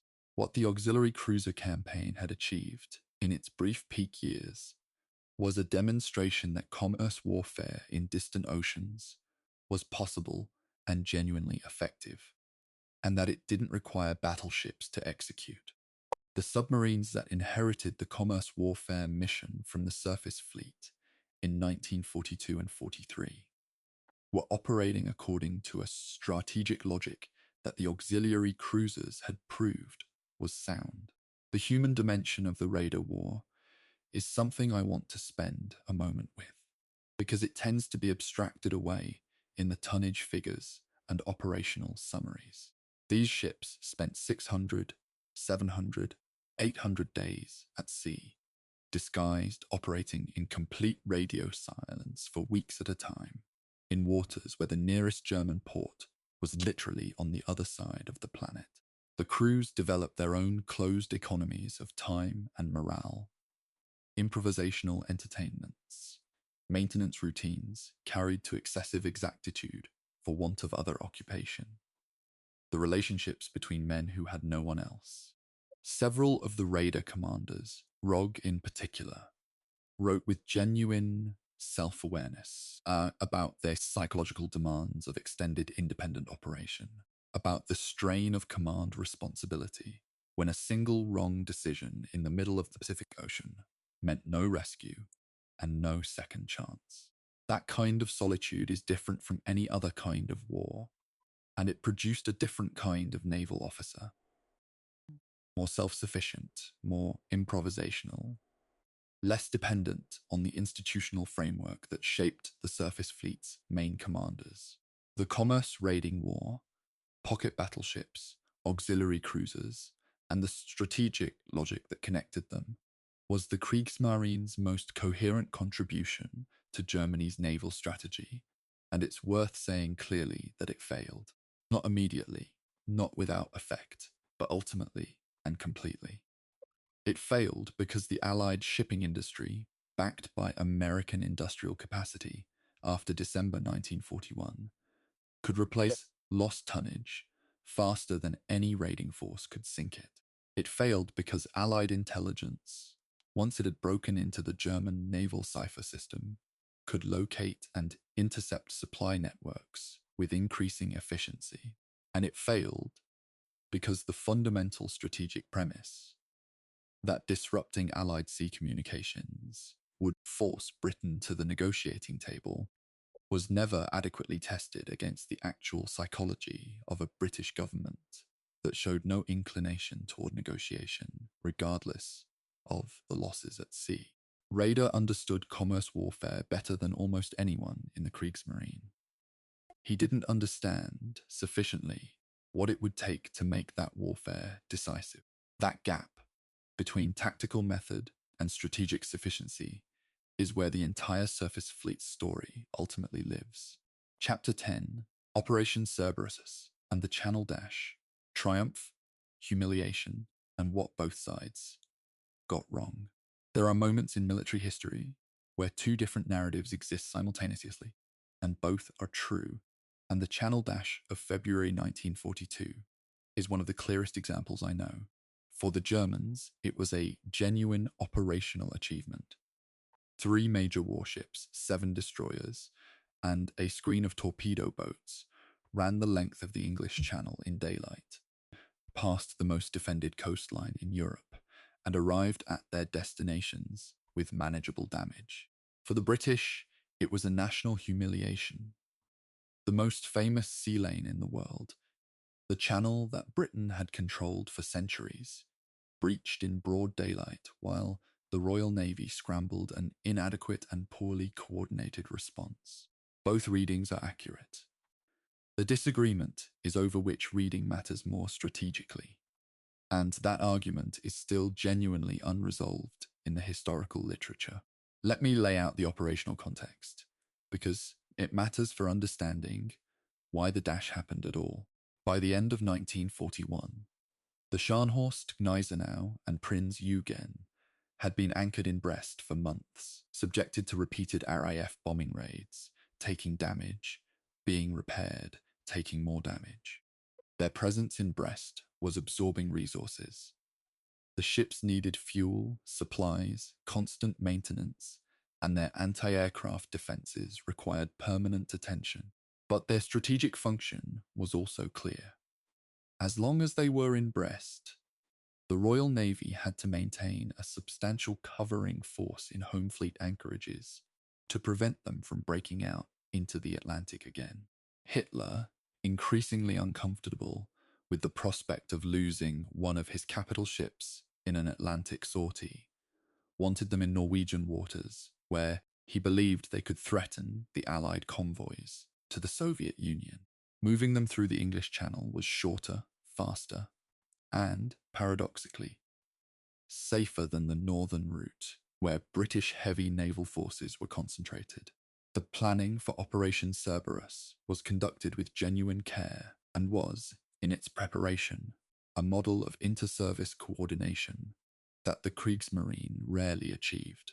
Vice Admiral Otto Siliex, commanding the naval force, worked with the Luftwaffe to ensure continuous fighter cover over the Channel route, a genuine novelty in German naval operations, which had previously been characterized by poor air-naval coordination.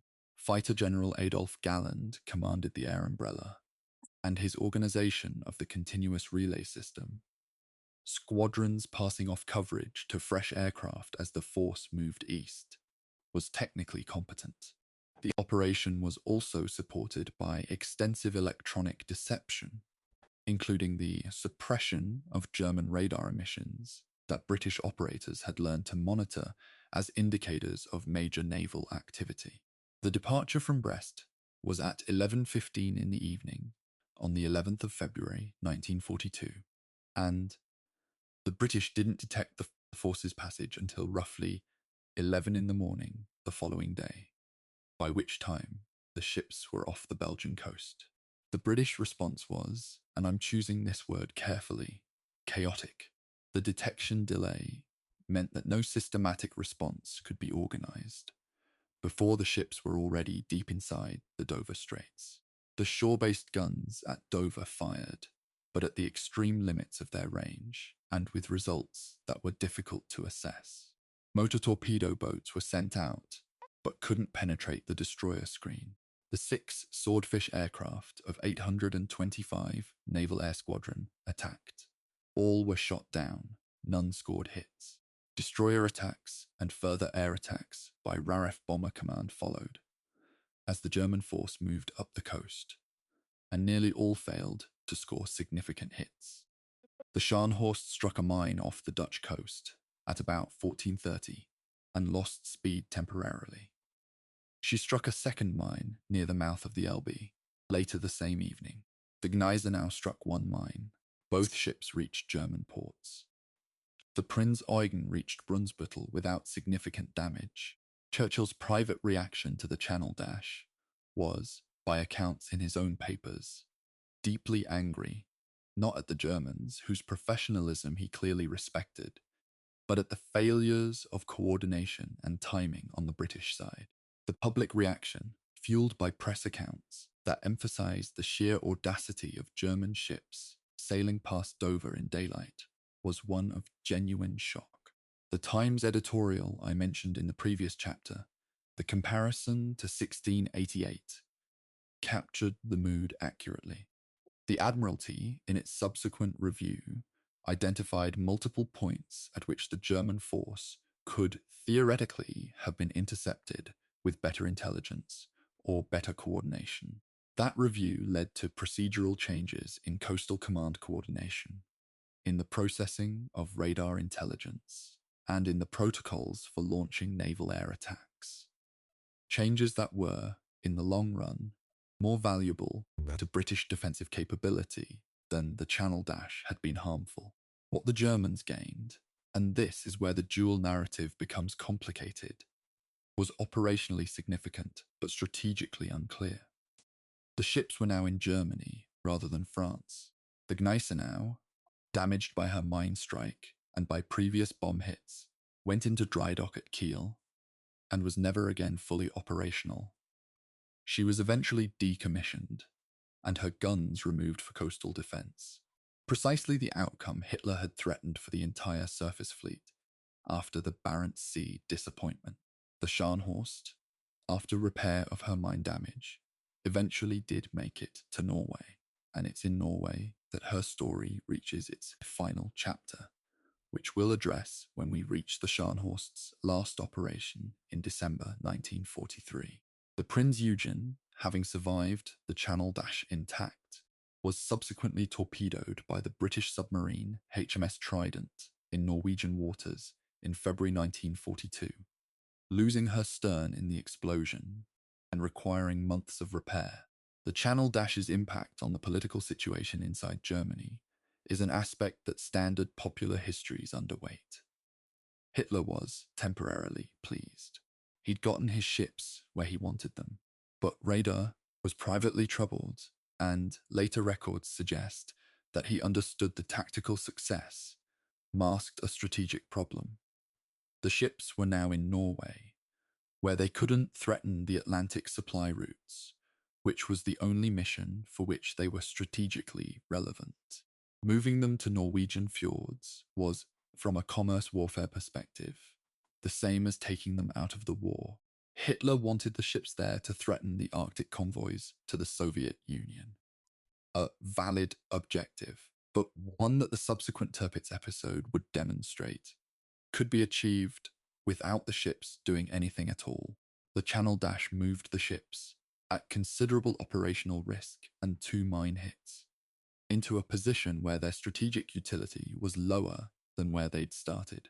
I want to look at the Swordfish attack for a moment, because the 6 aircraft of 825 Squadron deserve more than a footnote.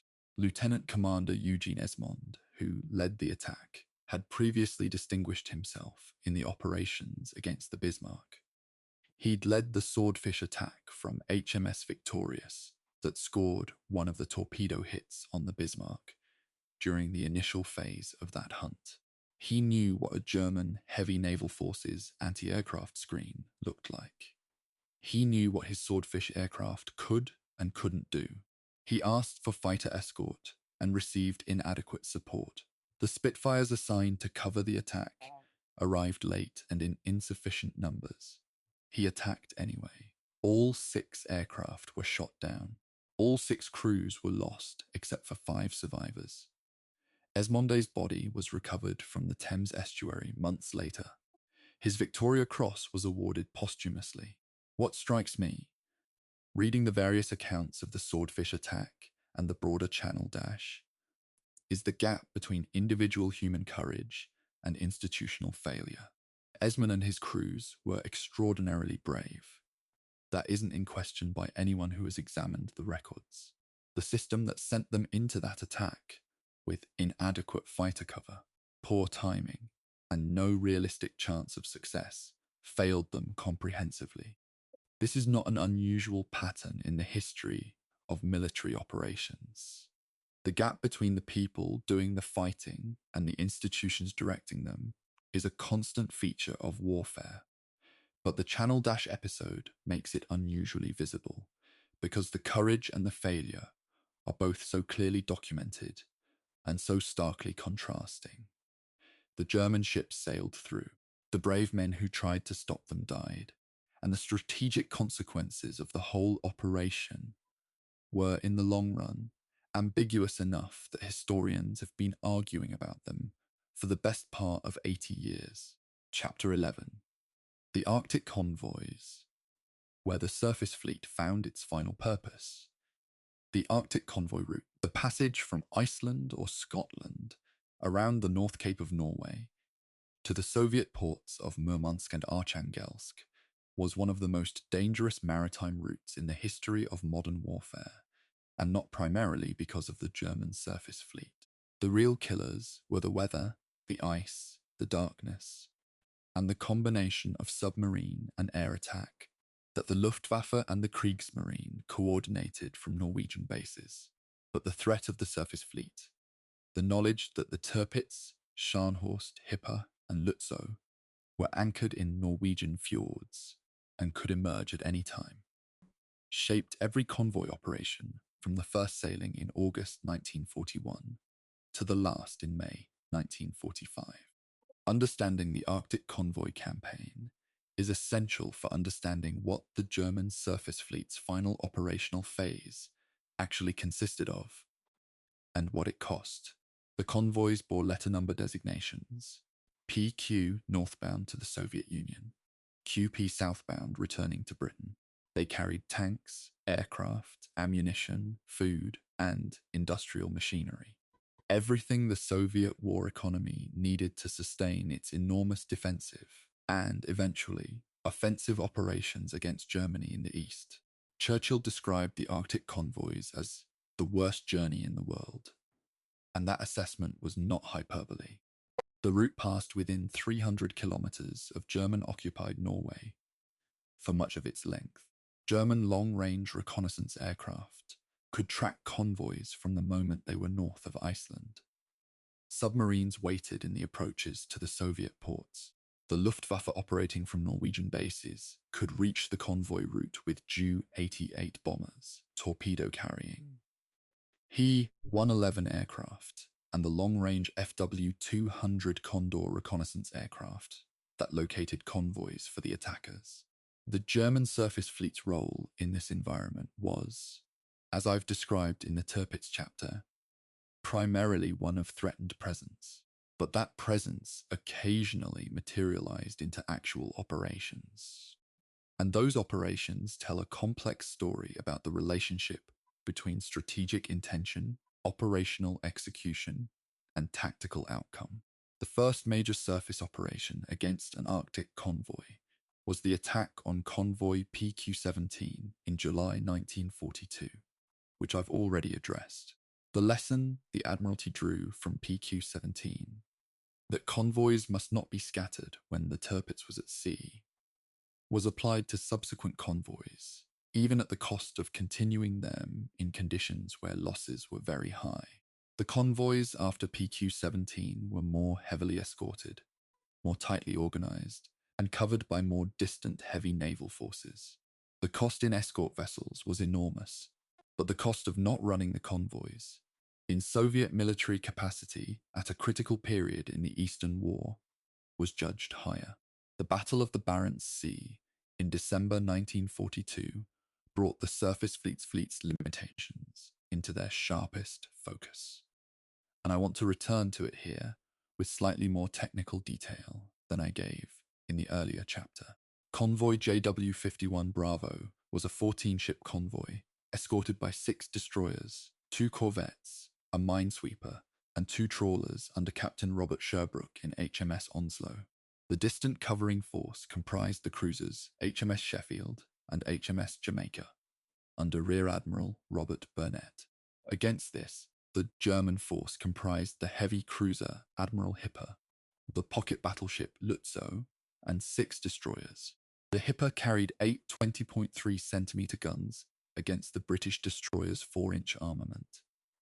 The Lutzow carried 6 28 centimeter guns. On paper, the German force should have annihilated the escort and been among the merchantmen within an hour. It didn't happen that way because of 2 factors: the aggressive handling of the British destroyers and the constraining orders that the German commanders were operating under.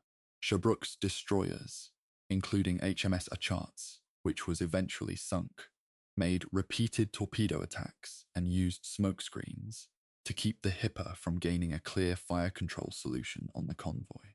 Every time the Hitler maneuvered to engage the merchantmen directly, British destroyers crossed between them. The German destroyer commanders, under Admiral Oskar Kumetz, were unwilling to press aggressive attacks without certainty about the nature of the opposition. Raeder's standing orders prohibited risking surface ships against forces of unknown strength. When Sheffield and Jamaica arrived from the east and opened fire on the Hitler from behind, Kumetz turned his entire force and withdrew. The convoy lost 1 destroyer and a minesweeper. Not a single merchantman was sunk. The Hitler sustained 2 hits from British guns. Hitler's reaction to this outcome, the extraordinary monologue delivered to Raeder in January 1943, fundamentally altered the Kriegsmarine's surface fleet strategy for the remainder of the war. With Dönitz now in command, the surface ships were retained, not scrapped, but their operational parameters were changed.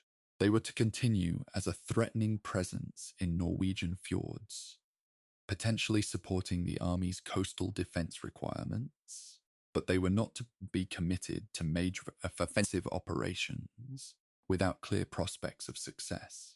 In practice, this meant the surface fleet went further into inactivity, with one exception. The Scharnhorst, as we'll see in the next chapter, made one final sortie in December 1943 that ended her story, and, in a way, punctuated the entire surface fleet narrative.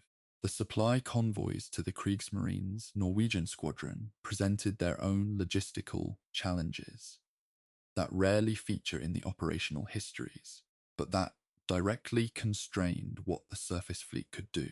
The heavy ships in Norwegian fjords required regular deliveries of fuel oil, food, ammunition, and the thousands of items required to maintain several 1,000-ton warships in operational readiness. These supply runs were conducted under constant threat of British air and submarine attack. The Norwegian coastal route was intensively patrolled by Royal Navy submarines operating from Lerwick in the Shetland Islands, and the RAF's Coastal Command mounted regular attacks on coastal shipping. The logistical burden of maintaining the Norwegian squadron was one of the Kriegsmarine's persistent background drains on resource that never made headlines, but continuously complicated operational planning. The final phase of the Arctic convoy campaign, from the spring of 1943, after the loss of the Scharnhorst, through to the end of the war, saw the surface fleet's role reduced almost to zero. The Tirpitz remained in her fjord, absorbing British attention and British bombing runs, but the other heavy ships were progressively withdrawn from Norway as the strategic situation deteriorated. By 1944, the Kriegsmarine's presence in Norwegian waters was a shadow of what Raeder had deployed at the campaign's height. The convoys continued, losing ships to submarines and aircraft, but running without serious threat from the surface fleet that had once forced them to be suspended entirely. The last Allied convoy to the Soviet Union, JW-67, completed its run in May 1945, the same month Germany surrendered. In the gap between PQ-17's catastrophe and JW-67's quiet completion, the entire story of the Kriegsmarine surface fleet's decline is contained. There's one more aspect of the Arctic campaign that I don't want to leave without comment, and it concerns the human experience of those operations from the German side.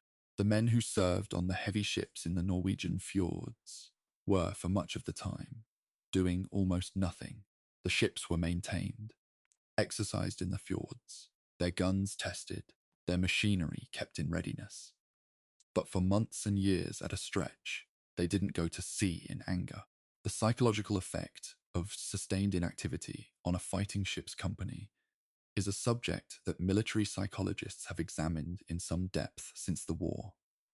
And the picture that emerges from letters, diaries, and post-war memoirs is one of a peculiar combination of boredom, anxiety, and the occasional sharp terror of a bombing attack or a midget submarine detonation under the hull.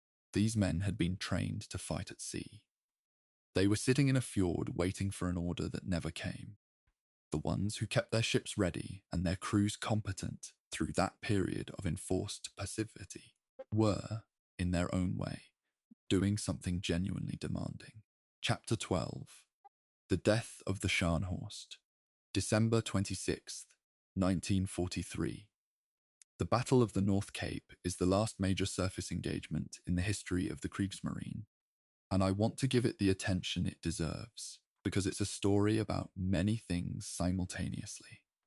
Tactical intelligence, the loneliness of command, the way institutional dysfunction produces operational catastrophe, and the kind of bare courage that persists even when everything else has failed. The Scharnhorst was one of the Kriegsmarine's best ships, fast, well-armed, capable of sustained high-speed operation in North Sea weather that would stop slower vessels. In any rational operational environment, she should not have been sent out on the 25th of December, 1943, in the conditions that existed. That she was sent out anyway, and that she sailed north to meet the British covering force in darkness and failing intelligence, is the summary of everything that had gone wrong with the Kriegsmarine surface fleet's command culture by the fourth year of the war.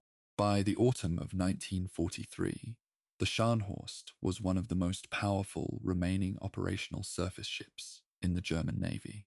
The Tirpitz was undergoing repairs after the midget submarine attack of September. The X-craft operation had put her out of action for several months. The Gneisenau was decommissioned. The Hipper was withdrawn from Norway. The Scharnhorst, with a full battle group of destroyers, was the only major surface force available for operations against the Arctic convoys. Grand Admiral Dönitz, under pressure from Hitler, who wanted visible action from the surface fleet, authorized an operation against the convoy route. Rear Admiral Erich Raeder, newly appointed to command the battle group, sailed from Langfjord in northern Norway on the evening of the 25th of December, 1943, with the Scharnhorst and 5 destroyers heading north to intercept convoy JW-55 Bravo. What Bay didn't know, or didn't adequately wait, was the intelligence picture on the other side. British naval intelligence had broken German naval signals traffic sufficiently to track the Scharnhorst's movements. Admiral Bruce Fraser, commanding the home fleet from the battleship HMS Duke of York, had positioned himself south of the convoy with his covering force, the Duke of York, the cruiser HMS Jamaica, and 4 destroyers. 3 British cruisers, HMS Belfast, HMS Sheffield, and HMS Norfolk, were providing close escort to the convoy further north. Fraser knew the Scharnhorst was coming. B did not know Fraser was waiting. The tactical unfolding of the battle demonstrates with painful clarity the consequences of operating without adequate reconnaissance and in the absence of air support. The Scharnhorst's first contact with the British forces came at just after 9 in the morning on the 26th of December, when HMS Belfast's radar picked up the German ship approaching from the southeast. The three British cruisers, Sheffield, Norfolk, and Belfast, closed to engage, using their radar advantage in the Arctic darkness. The Scharnhorst was hit by 8-inch shells from HMS Norfolk in the first exchange, and critically, her forward radar set was damaged or destroyed. She turned away at high speed, lost contact with the British cruisers in the darkness, and then, inexplicably, turned back toward the convoy. I've spent a long time with the tactical reconstructions of this engagement, and the question of why Bay turned back after his first disengagement is one that the historical record can only partially answer. He'd broken contact with 3 British cruisers.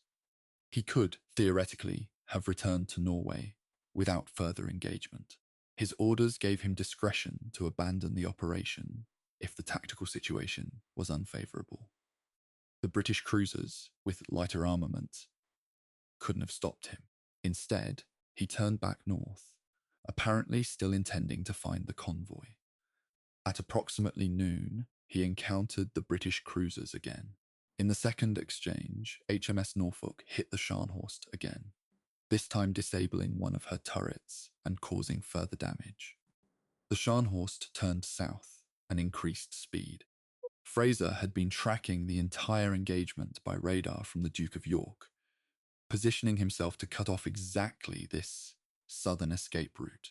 At approximately 4:45 in the afternoon, in complete darkness, the Duke of York's radar picked up the Scharnhorst at a range of roughly 45 kilometers. The Duke of York carried 10 14-inch guns. The Scharnhorst carried 9 11-inch guns. In terms of broadside weight, the British battleship had a significant advantage. More importantly, the Scharnhorst had lost her forward radar and didn't know the Duke of York was there until the Duke of York opened fire with star shell illumination at roughly 7 kilometers range. What followed was approximately 2.5 hours of engagement in Arctic darkness, at ranges that varied from extreme to almost point blank. The Duke of York and Jamaica fired continuously. The British destroyers made multiple torpedo attacks through the darkness, some scoring hits. The Scharnhorst fought back. She scored hits on the Duke of York that temporarily disrupted the British ship's fire control and radar systems, and her anti-aircraft fire and main armament kept the attacking destroyers from closing easily. She made repeated attempts to disengage, using her superior speed, and at one point opened the range sufficiently that Fraser feared she might escape. HMS Jamaica and the destroyers pressed their attacks. Torpedo hits accumulated. The Scharnhorst began to slow. By approximately 7:30 in the evening, she had stopped. The final sequence, British cruisers and destroyers closing on a stopped burning, flooding warship in Arctic darkness, lasted approximately 45 minutes. The Sheffield, Jamaica, and the destroyers fired torpedoes. The Scharnhorst sank at approximately 7:45 in the evening on the 26th of December, 1943. The water temperature was below 2 degrees Celsius. Of her crew of approximately 1,968 men, 36 survived. Pulled from the water by British destroyers operating at considerable risk of their own in the darkness and cold. I want to resist the pull of sentimentality here, because I think honest assessment is more respectful of the men involved than emotional inflation.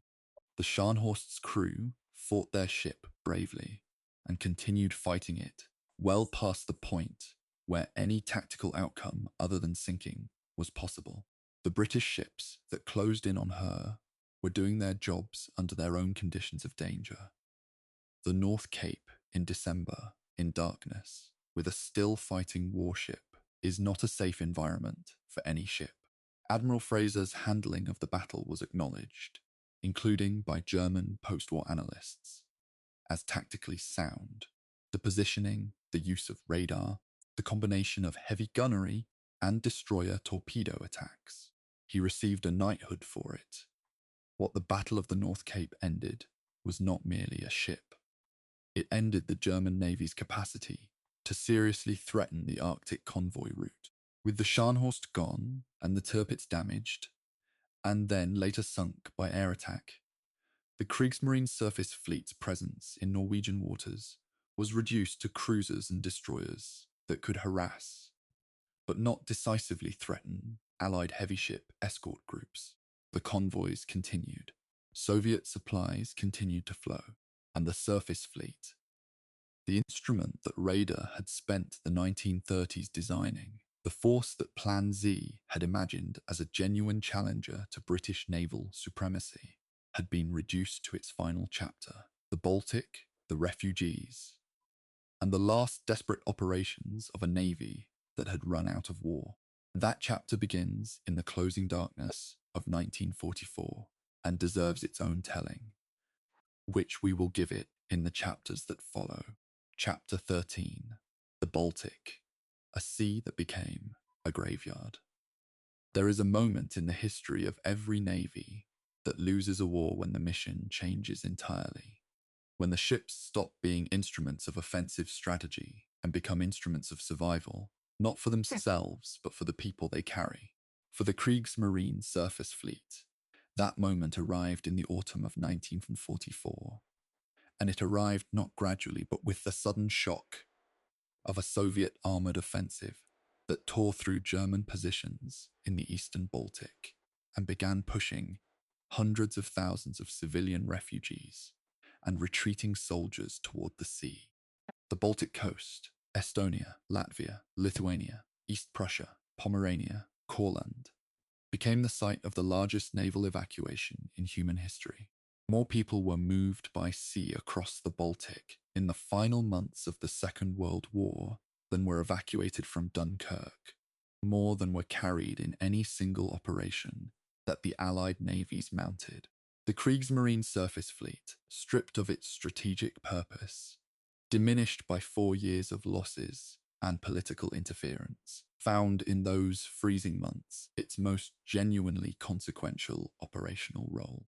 I want to be precise about the scale, because the Baltic evacuations are so thoroughly overshadowed in Western historical consciousness by the battles that preceded them that the numbers tend to not register at their true weight.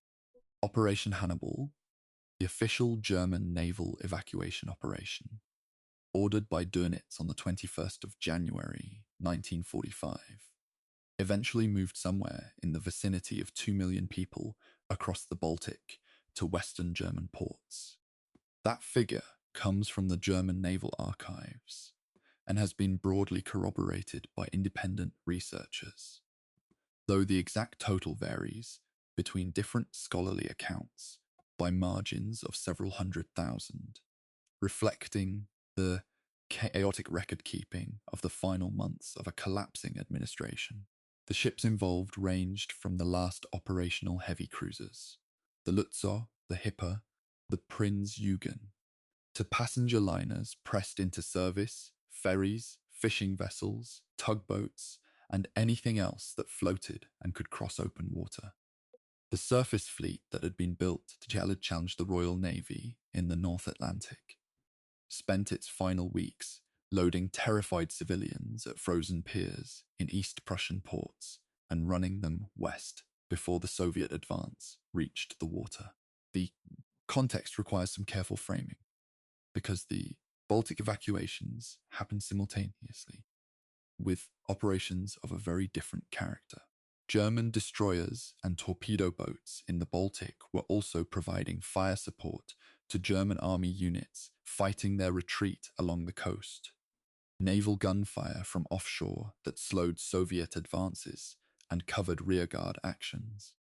The heavy cruisers Lutzow and Hipper and Prinz Eugen periodically anchored off the Pomeranian and East Prussian coast and fired their main batteries in support of ground operations, expending ammunition that had been accumulated over years of inactivity in Norwegian fjords. This fire support role was something none of these ships had been designed for, and that Raeder's pre-war planning had never seriously considered. A heavy cruiser's fire control system, optimized for engagements against fast-moving warships at sea, is not ideally configured for the close support artillery mission. The German naval gunfire officers improvised, using whatever shore-lacent arrangements they could organize with army units that had little experience working with naval gunfire. The results were mixed, sometimes effective, sometimes not, but the effort was genuine, and in several documented instances, delayed Soviet advances long enough for evacuation operations to complete. The light cruiser Emden, whose training role I described in Chapter 8, was used in the final Baltic operations not as a training ship, but as a transport.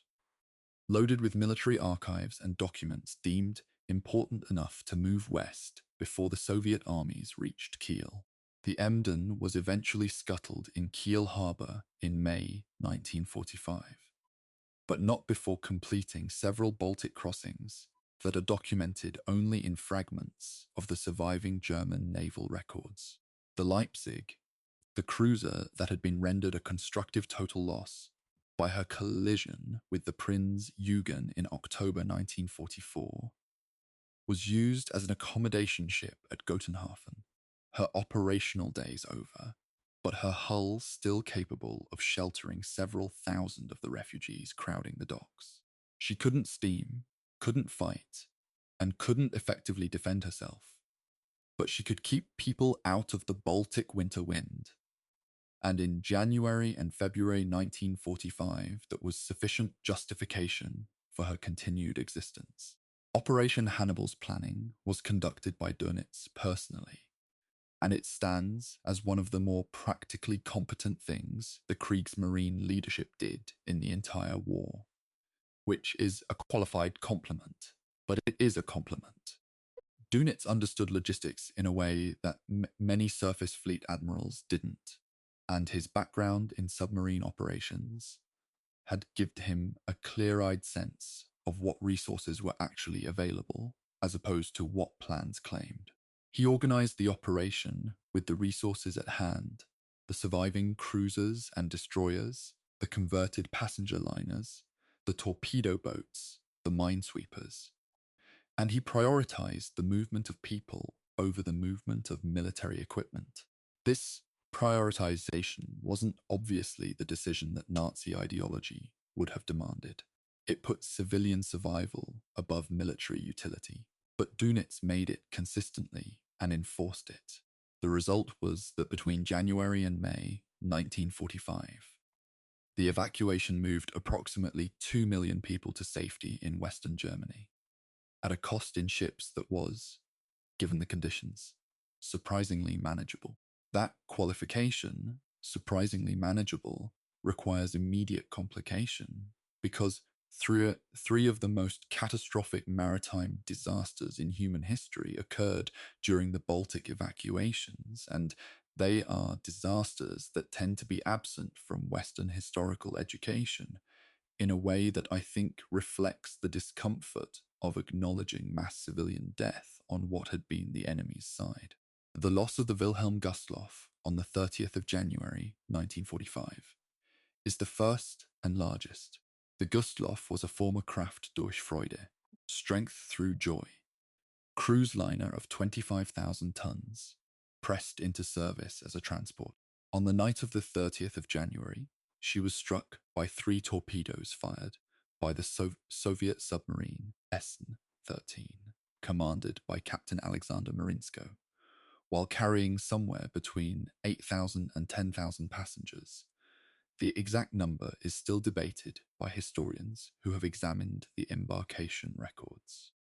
She sank in approximately 65 minutes in water that was below freezing.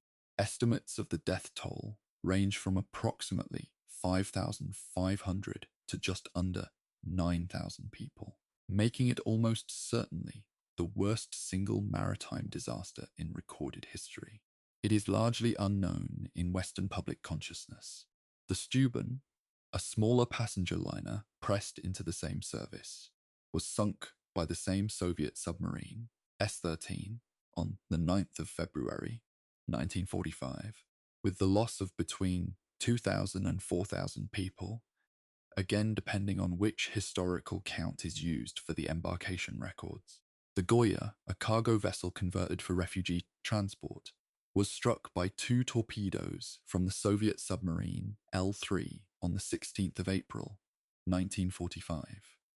While carrying approximately 7,000 passengers, she sank in approximately 7 minutes. Fewer than 200 people survived.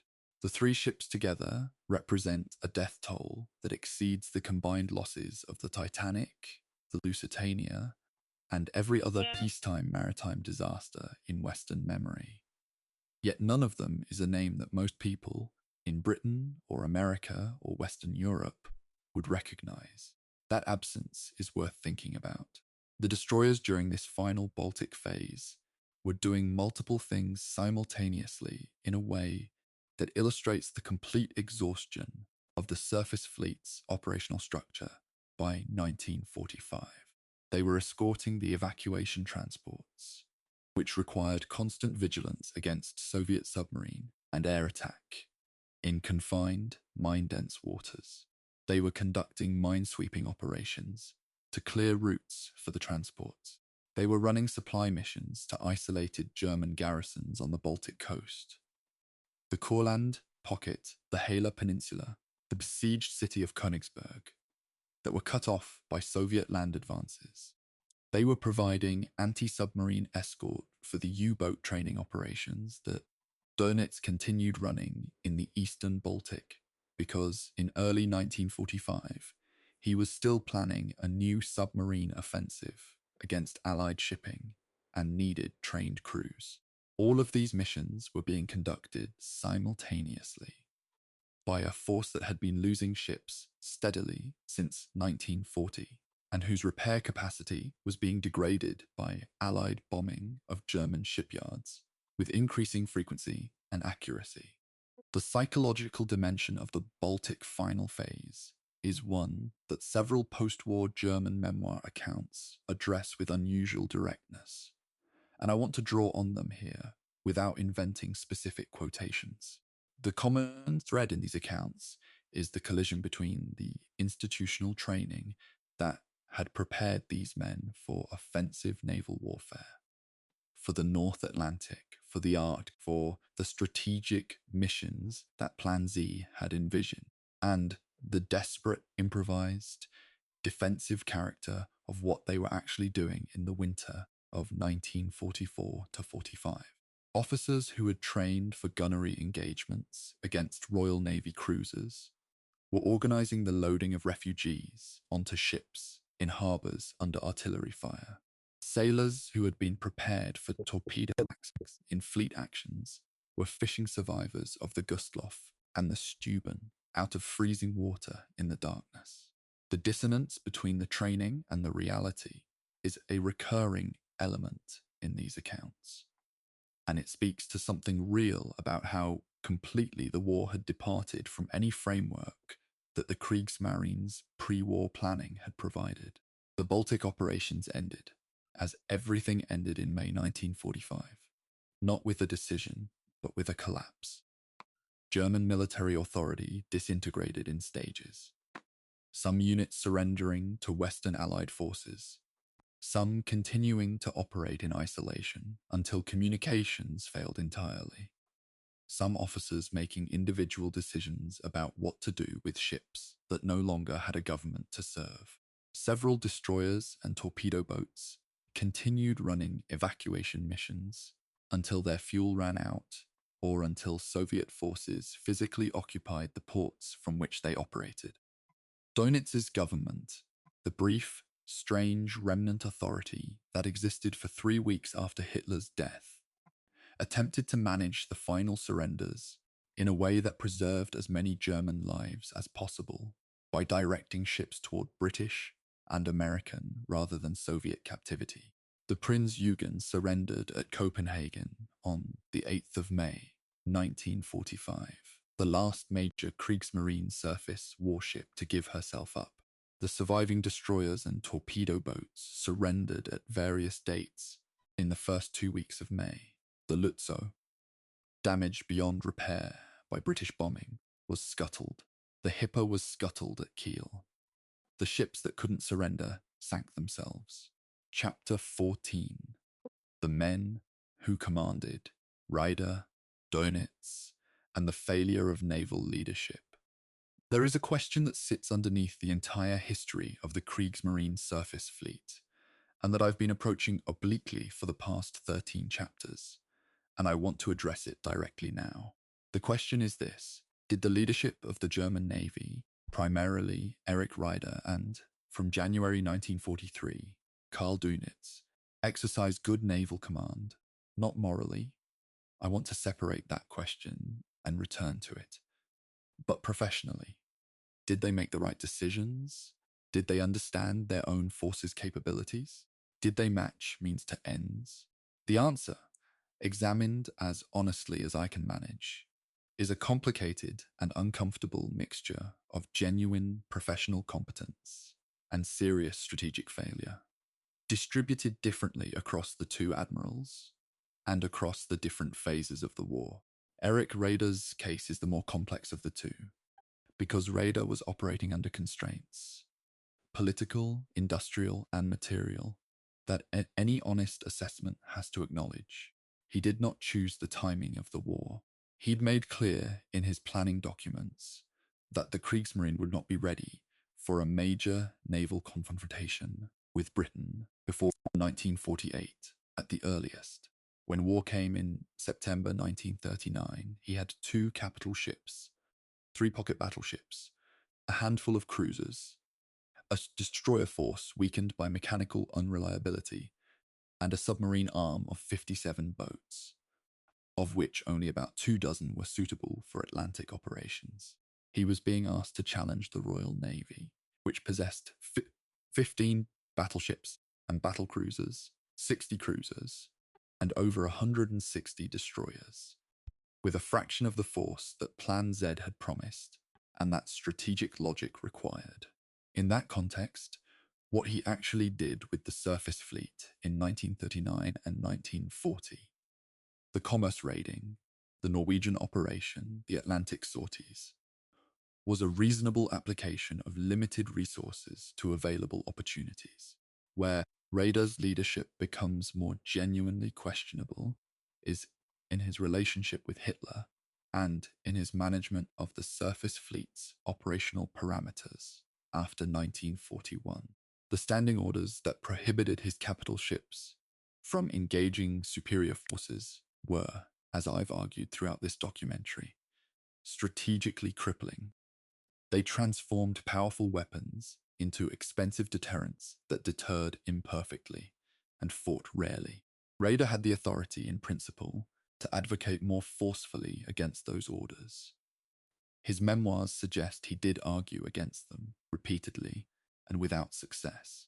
But the picture that emerges from the wider documentary record, including the minutes of naval conferences with Hitler, is of an admiral who argued within the system rather than forcing a genuine confrontation, who accommodated Hitler's risk aversion rather than demanding operational freedom as a condition of command.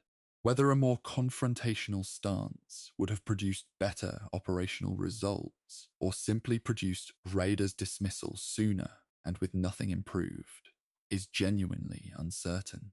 Naval historians have argued both sides of this question without resolution. The Norwegian campaign decision deserves its own moment of scrutiny here, because it's the decision that cost the Kriegsmarine roughly half its destroyer force, 3 of its 6 light cruisers, and the heavy cruiser Blücher in a single operation. Raeder was the architect of the naval component of the Norwegian operation. He'd advocated for the seizure of Norway as a strategic necessity to secure the iron ore route from Sweden, to prevent a British occupation that would threaten Germany's northern coast, and to provide Atlantic bases for the surface fleet and submarines. These were legitimate strategic arguments. The operational cost, in ships lost and ships damaged, in the permanent weakening of the destroyer force, was the price of achieving those objectives. Whether the price was worth the result is a question that depends on what value you assign to Norwegian bases in the subsequent conduct of the Atlantic campaign. And historians genuinely disagree about this.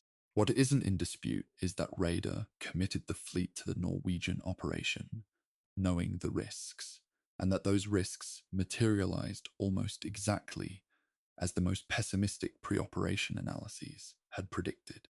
Karl Dönitz is a figure whose professional naval record and whose moral record are so completely entangled that separating them requires constant, deliberate effort, and I want to try to do that carefully. Professionally, Dönitz as a naval commander was in most respects more operationally gifted than Raeder. His management of the U-boat campaign, the tactical doctrines, the group attack methods, the training programs, the maintenance of operational tempo, demonstrated genuine command ability.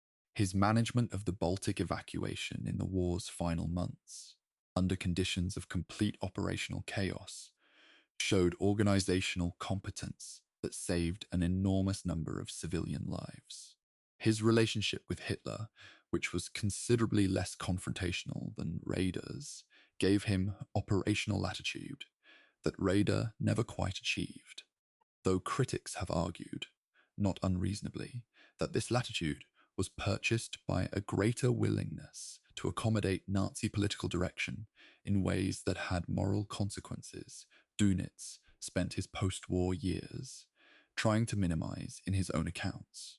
The decision to retain the surface fleet after the Barents Sea disaster, when Hitler had demanded the scrapping of the big ships, was Dönitz's, and it was professionally correct. The Tirpitz's continued deterrent value in Norwegian waters, even in inactivity, was worth more than the metal value of the ship scrapped. The Scharnhorst's deployment in December 1943, the operation that led to the Battle of the North Cape, is more complicated. Dönitz authorized the operation under political pressure from Hitler and in the face of intelligence indicators that should have given serious pause. The decision to send Bay out with inadequate reconnaissance, without air cover, against a convoy route that British heavy forces were known to be covering, reflects the same pattern of constraint and inadequate intelligence that had characterized Kriegsmarine surface operations throughout the war. The loss of the Scharnhorst can be attributed to bad operational intelligence, to the tactical errors Bay made during the engagement, and to the standing culture of constraint that prevented German surface commanders from operating with the aggressive flexibility that the tactical situation sometimes required.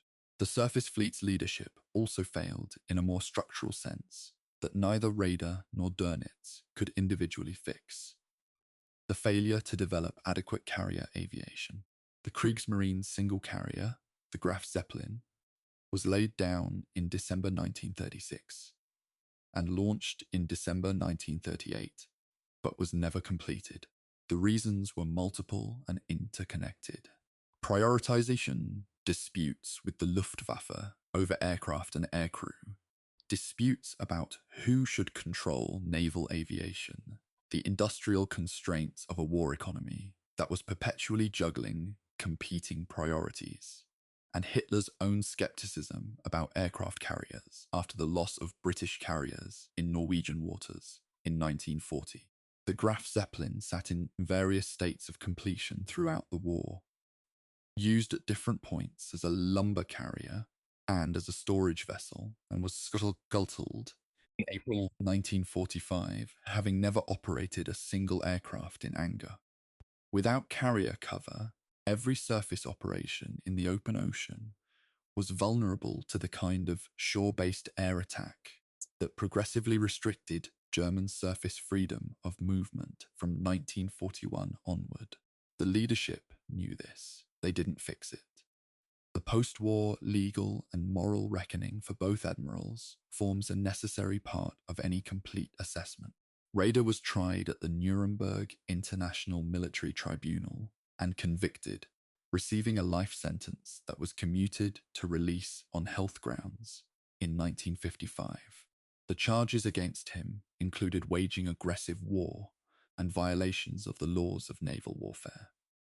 The latter charge relating primarily to submarine operations and the orders issued regarding the treatment of shipwrecked survivors, which are a deeply uncomfortable area of the Kriegsmarine's record.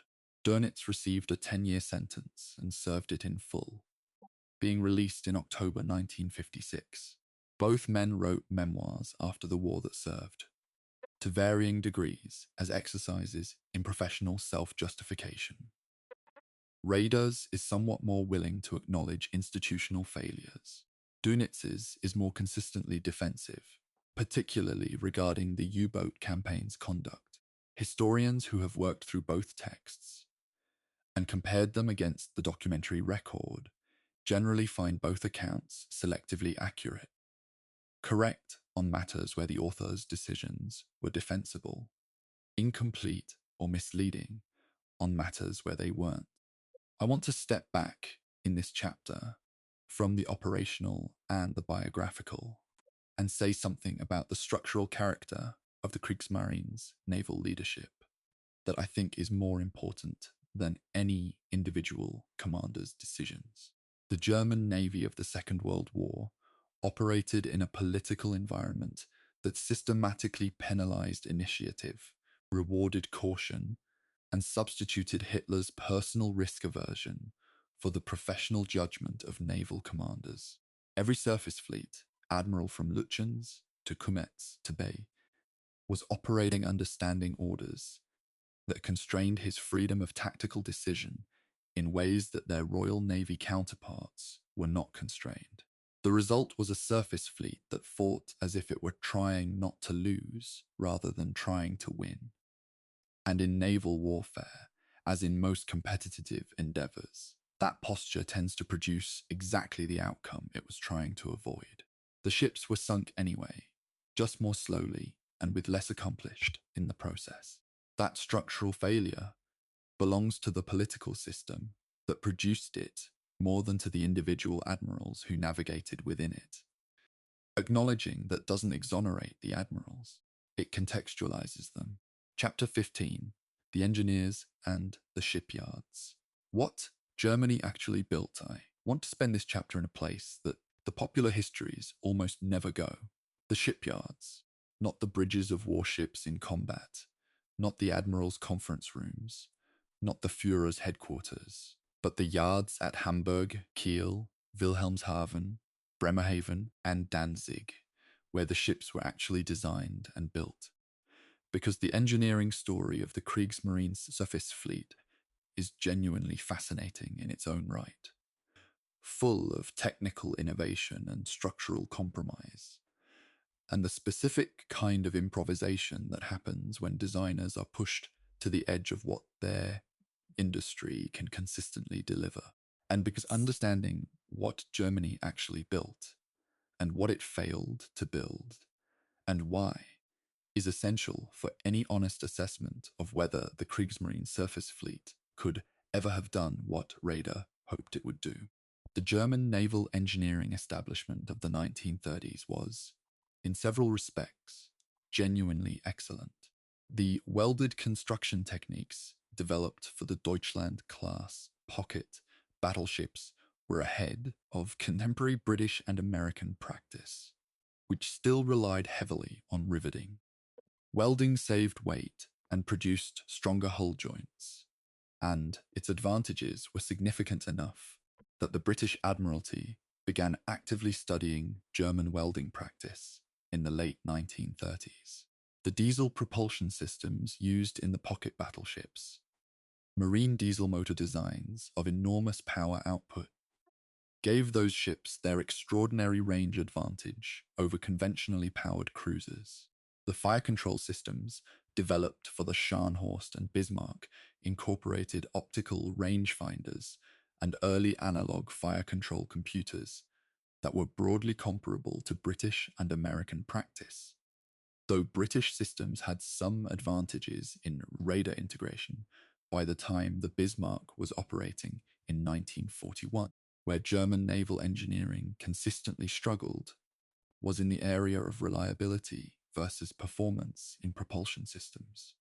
The high-pressure steam plants fitted to the destroyer classes, the Type 34 through Type 36 series, operated at steam pressures and temperatures that were significantly higher than those used in equivalent British destroyers.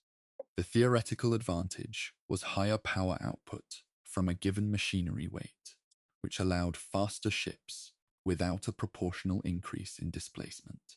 The practical disadvantage was that the high operating stresses accelerated wear and made the systems less tolerant of maintenance shortfalls, operating irregularities, and the kinds of improvisation that wartime conditions inevitably impose.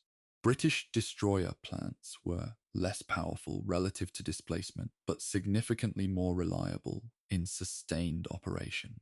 And that reliability difference translated directly into operational availability. The Kriegsmarine knew about this problem from the beginning. It appeared in pre-war engineering assessments and was addressed in each successive design iteration, but it was never fundamentally resolved, because the fundamental choice between performance and reliability had been made at the design specification stage, and changing it would have required accepting slower ships. The armor systems of the Kriegsmarine's capital ships represent a more nuanced engineering achievement than they're usually credited with. The Bismarck's armor layout, with its very heavy belt armor protecting the machinery and magazine spaces, its anti-torpedo bulge system, and its compartmentalized internal structure, was designed according to an assessment of combat conditions that emphasized resistance to shellfire at medium and long ranges. The total armor weight was approximately 18,000 tons in a ship of approximately 50,000 tons full load displacement. Roughly 36% of full load displacement devoted to protection. British capital ships of equivalent vintage carried somewhat lower proportions of their displacement in armor, reflecting different design philosophy. The post-war analysis of the Bismarck's wreck, conducted by research expeditions in the 1990s and 2000s, has generated genuine debate about whether the ship's internal subdivision and damage control systems were as robust as the German designers believed. The failure to complete the aircraft carrier Graf Zeppelin was, from an engineering perspective, less a failure of design than a failure of industrial and political priority management. The ship herself was technically ambitious. The design incorporated features that later carrier construction in other navies would independently develop, including a comprehensive island design and an armored flight deck option that was debated, but ultimately not incorporated. The aviation complement was planned at around 42 aircraft, Messerschmitt Bf 109 fighters, and Junkers Ju 87 dive bombers adapted for carrier operations. The catapult and arresting gear systems were developed in cooperation with the Luftwaffe and were technically functional. What the project couldn't survive was the bureaucratic warfare between the Navy and the Luftwaffe over who controlled naval aviation. Göring's insistence that all German aviation, including carrier aircraft, was Luftwaffe property was a structural impossibility for a carrier operating navy, and no resolution was ever found that allowed the project to proceed to completion. The auxiliary vessels, the supply ships, tankers, and weather ships that sustained extended surface and submarine operations, represent an aspect of Kriegsmarine shipbuilding that is almost entirely invisible in the popular histories, but that was operationally critical. Ships like the Altmark, the supply vessel that supported the Graf Spee operations and whose boarding by the Royal Navy in Norwegian territorial waters in February 1940 was a minor diplomatic incident, and the network of supply ships deployed to sustain the Atlantic auxiliary cruisers required their own design adaptations. They needed to carry fuel, ammunition, provisions, and spare parts for the warships they supported, to transfer supplies at sea in conditions that ranged from moderate to very difficult, and to maintain their own concealment from Allied search operations. The capture or sinking of several of these supply vessels by the Royal Navy in 1941, using intelligence derived from broken German cipher systems, was as damaging to the surface fleet's operational reach as the loss of any individual warship. The torpedo, the Kriegsmarine's primary offensive weapon across submarines, surface ships, and aircraft, has its own engineering story that is worth a brief digression. The German Navy entered the war with a torpedo, the G7, that had a significant defect in its depth-keeping mechanism and magnetic exploder that wasn't fully understood or corrected until well into 1940. During the Norwegian campaign, German destroyers and submarines reported multiple torpedo failures. Weapons that ran too deep, passed under their targets, or failed to detonate. Post-war analysis confirmed that the failure rate was substantial and affected both surface and submarine operations during the first year of the war. The corrections made to the torpedo from mid-1940 onward improved reliability, but the early failures had cost the Kriegsmarine opportunities, including, according to some analyses, potential hits on British ships during the Norwegian campaign that a reliable weapon would have converted. Shipyard capacity was a chronic constraint that Raeder's Plan Z had acknowledged, but that the war's accelerated timeline made immediately critical.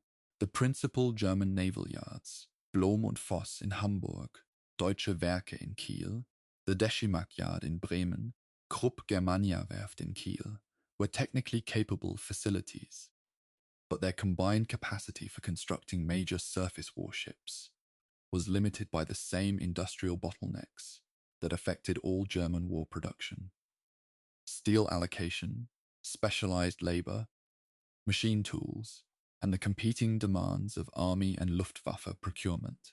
From 1942 onward, Allied bombing of German industrial centers began adding progressive disruption to the shipyard schedules. Kiel was bombed repeatedly from 1940 through 1945. Hamburg sustained damage that interrupted production. The Deschimag yard at Bremen was hit severely enough to delay the completion of several destroyers by months. The cumulative effect was to ensure that the replacement construction that might have offset the fleet's losses in Norway and the Atlantic was consistently slower than the loss rate. The surface fleet shrank year by year, not only because ships were sunk, but because new ships couldn't be built fast enough to replace them. The material story of the Kriegsmarine surface fleet is, in the end, a story about the gap between ambition and industrial capacity. Plan Z was conceived when German naval planners believed they had a decade to build. They had 6 months. The ships that actually fought, the pocket battleships, the Scharnhorst and Gneisenau, the Bismarck and Tirpitz, the Hipper-class cruisers, the destroyers, were the ships that happened to be ready when the war started, not the ships that strategic planning had designed for the kind of war that was actually being fought. They were, in several respects, transitional ships, designed under treaty constraints, incorporating engineering innovations that weren't fully mature, optimized for a strategic concept of commerce warfare that never received the political and operational support it would have required to succeed. The engineers did remarkable things with the constraints they were given. They couldn't do what a decade of uninterrupted construction and testing might have produced. No engineering program in history has ever been able to substitute urgency for time.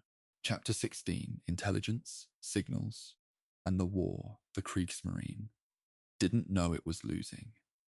There is a dimension of the Kriegsmarine surface fleet's operational history that the admirals and captains and crews who lived it didn't know existed until after the war was over, and that revelation, available to historians since the early 1970s, when the British began declassifying ultra material, fundamentally changes how we read almost every operational decision from 1941 onward. The German Navy's cipher system, the Enigma machine, using naval variants that the German cryptographers believed were unbreakable, was being read intermittently, and then with increasing regularity by the codebreakers at Bletchley Park from the spring of 1941. Operational signals about ship movements, convoy routes, supply ship rendezvous positions, and U-boat patrol areas were being decrypted, sometimes with delays of hours, sometimes of days, and fed into British operational planning at the Admiralty's Operational Intelligence Centre. The surface fleet commanders were making decisions based on their best intelligence. The British were making decisions based on theirs, and theirs included a substantial proportion of what the Germans were actually doing and planning. The intelligence dimension doesn't explain everything. The Bismarck wasn't sunk because of Ultra. She was found by aircraft following a direction-finding fix on her radio transmissions, and then located by a Catalina patrol. And her final destruction was the result of operational naval skill rather than pure intelligence exploitation. The Scharnhorst's final operation was compromised, partly by signals intelligence, but also by Bay's own tactical errors during the battle. The Arctic convoy PQ-17 disaster was partly a product of intelligence. Pound's knowledge that the Tirpitz had moved toward the convoy route informed his decision to scatter, but also of Pound's own judgment, which proved tragically wrong about what the Tirpitz would actually do. The intelligence picture doesn't reduce the battles to predetermined outcomes. What it does is shift the axis of disadvantage under which the Kriegsmarine's surface fleet operated from the operational to the foundational. They weren't just outgunned in some engagements. They were operating in a strategic environment that was being systematically shaped against them by information they didn't know existed. The supply ship network that sustained the Atlantic auxiliary cruisers and commerce raiding operations is the clearest case study in how intelligence exploitation affected the surface fleet. In May and June of 1941, following the capture of Enigma materials from the weather ship München and subsequently from the submarine U-110 in the North Atlantic, British forces intercepted and sank a series of German supply ships at positions that were derived directly from decrypted German naval signals. In a period of roughly 3 weeks, approximately 9 German supply and weather ships were sunk or captured. The Belchen, the Egerland, the Jordania, and others. This was not coincidence. And the Kriegsmarine Signals security staff investigated the losses and raised the question of whether their cipher had been compromised. The investigation concluded that the security of Enigma was intact and that the losses were the result of coincidence or conventional intelligence methods. This conclusion was wrong, and its wrongness cost the Kriegsmarine's extended surface and submarine operations a supply network that was never adequately rebuilt. The British Signals intelligence operation against the Kriegsmarine was not, it should be said, a continuously flowing river of perfect information.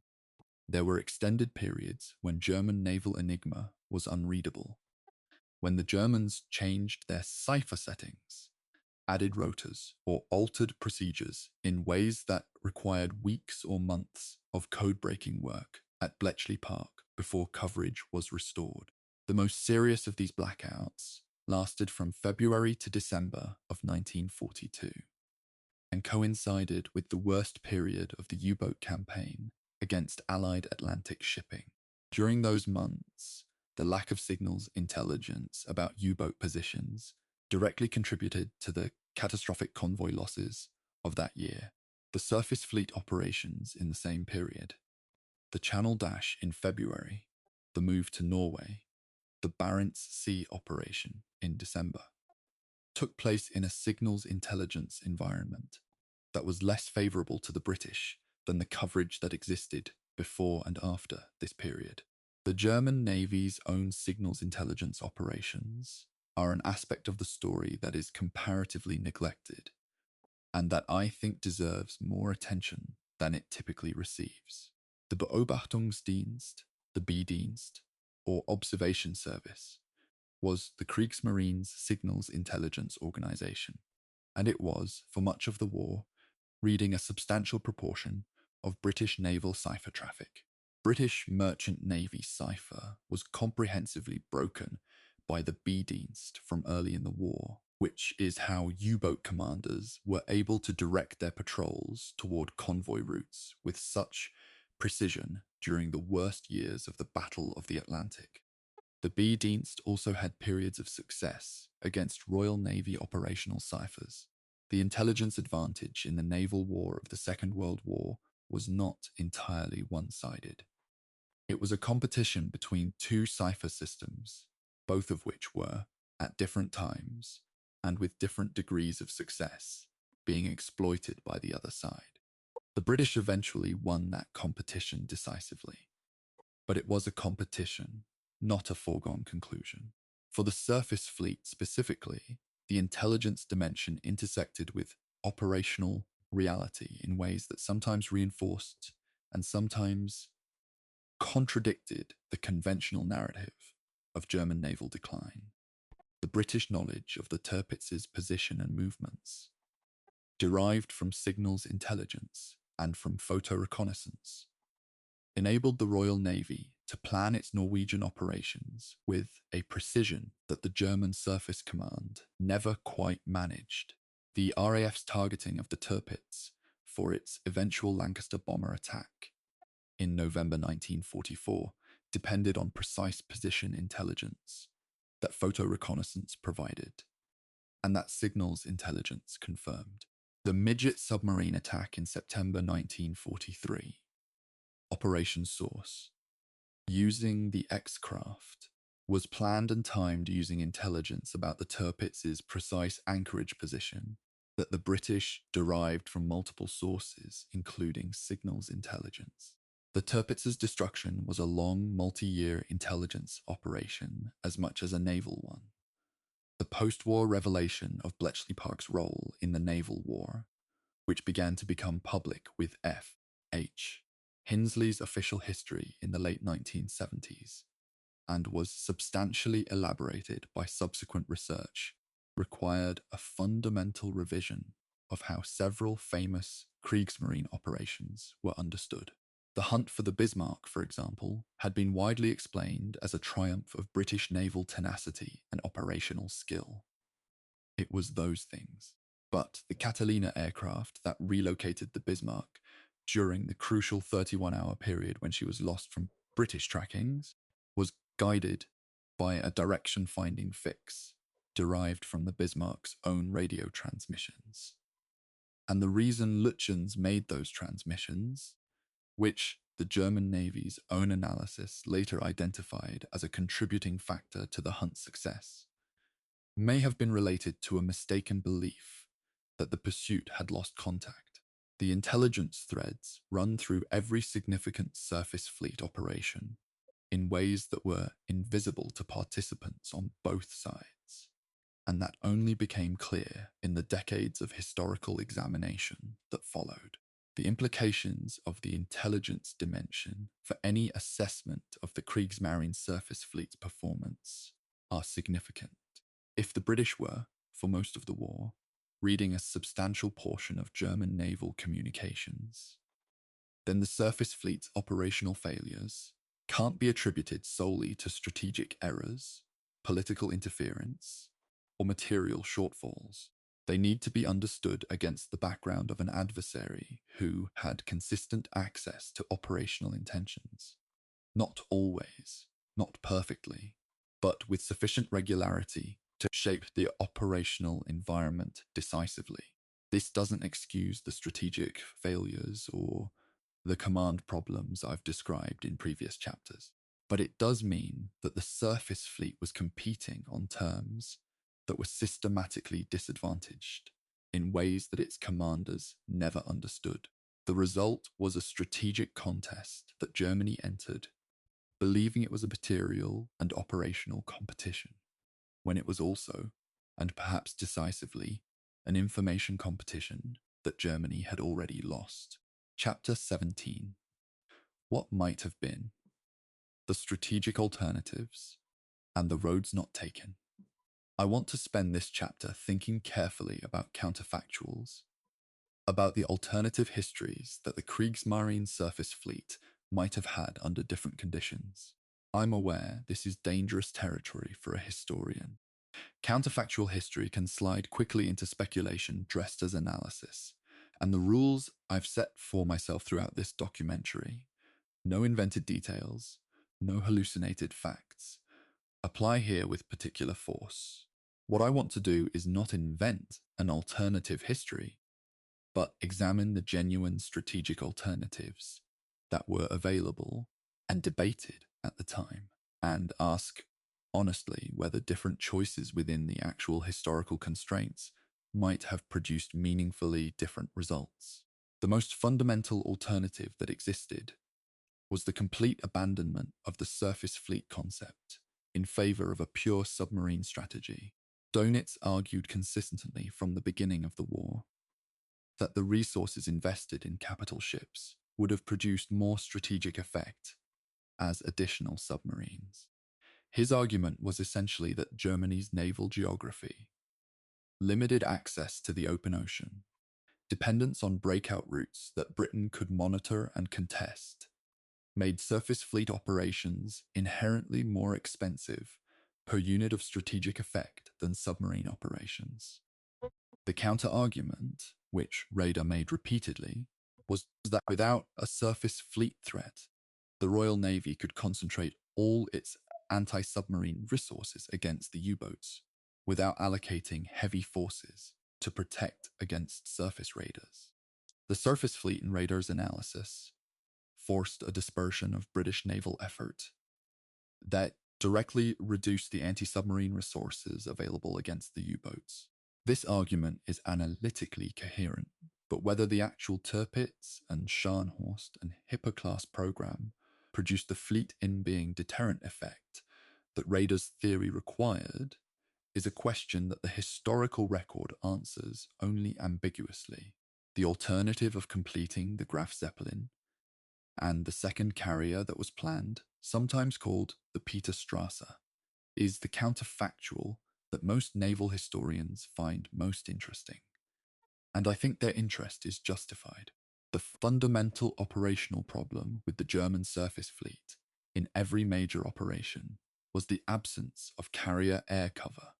The Bismarck might have had meaningful air defense against the swordfish torpedo attacks if a carrier had been part of her battle group. The Arctic convoy operations would have been substantially different if the Tirpitz had been accompanied by a carrier capable of extending the operational air umbrella beyond what shore-based Luftwaffe aircraft could provide. The difficulty with this counterfactual is that completing the carriers would have required resolving the Luftwaffe Navy jurisdictional dispute about naval aviation that proved impossible to resolve within the Nazi political structure. The carrier counterfactual depends on a political counterfactual.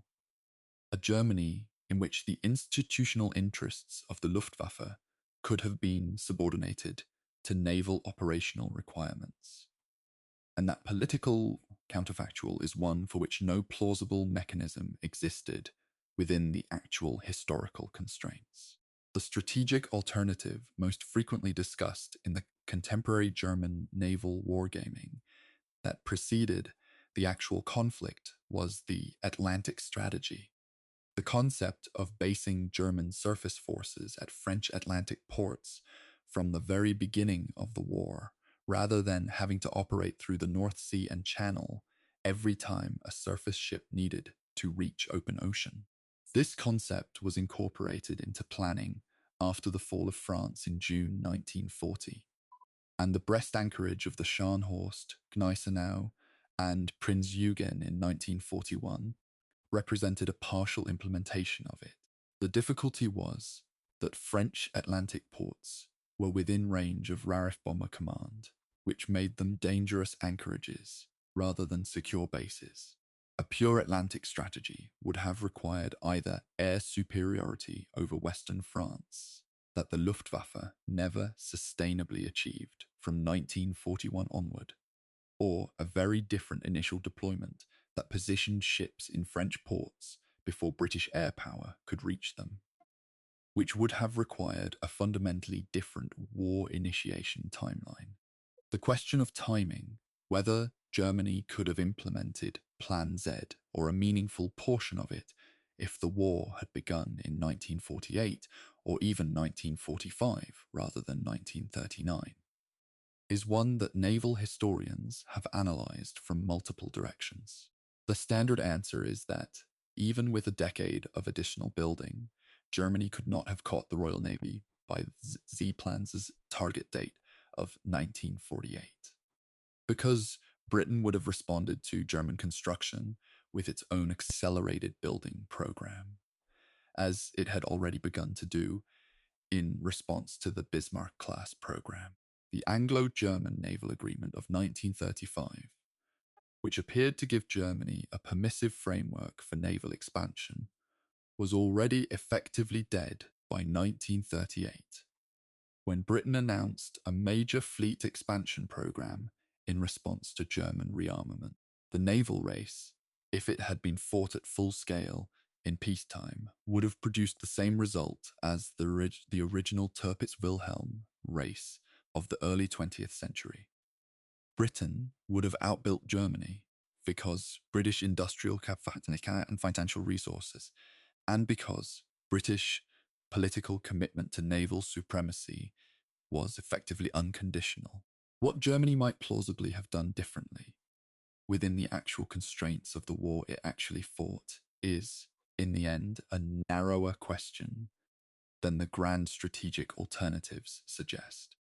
The most credible operational improvements available within real constraints were better radar fitting across all surface ships from an earlier date, better coordination between the Kriegsmarine and the Luftwaffe in providing air cover for surface operations, and a more consistent operational doctrine that committed the surface ships to genuine commerce warfare rather than keeping them in protective inactivity in Norwegian fjords. These improvements were technically possible. The German electronics industry was capable of producing radar in quantity from 1941, and operationally achievable without fundamental changes to the political environment. Whether they would have been decisive is a different question, and I lean toward the answer that they would have been meaningful rather than decisive. The Kriegsmarine surface fleet was operating in an information environment already substantially compromised by Bletchley Park against an adversary with greater industrial capacity in a strategic geography that systematically favoured the defender of the ocean lanes over the attacker. Better radar and better air cover would have extended the surface fleet's operational effectiveness. They probably wouldn't have changed the outcome. The honest assessment of the roads not taken in the Kriegsmarine surface fleet's history is that most of them were closed not by bad decisions at the operational level, but by structural realities at the strategic and political level, realities that existed before the first shot was fired, and that no surface fleet commander could have addressed from his position. The ships were well designed within their constraints. The crews were well trained within the Kriegsmarine's professional culture. The operations that were actually attempted, Norway, the Atlantic commerce raids, The Arctic convoy threat achieved real, if limited, results. What they couldn't achieve was strategic decision, because strategic decision in the naval war of the Second World War required control of the Atlantic supply routes. And control of those routes required a fleet building and industrial program of a scale that Germany was never realistically going to construct. Raeder knew this. He said as much in various formulations in his planning documents before the war began. The tragedy of the Kriegsmarine surface fleet is that it was built, sent to fight, and destroyed in a war that it had never been adequately resourced to win. Chapter 18. The Final Reckoning. What the Kriegsmarine surface fleet actually achieved. I've been working toward this chapter for the entire length of this documentary, and I want to approach it with the same combination of precision and honesty that I've tried to bring to every chapter that came before. The question of what the Kriegsmarine surface fleet actually achieved is not simple, and I'm suspicious of any account that answers it simply, either by dismissing the fleet as a catastrophic failure or by inflating its achievements into something the operational record doesn't support. The answer, as honest answers to complex historical questions usually are, is a combination of genuine achievement in some areas, significant failure in others, and a large middle territory of outcomes that are genuinely ambiguous. Let me begin with what is most clearly true on the positive side of the ledger.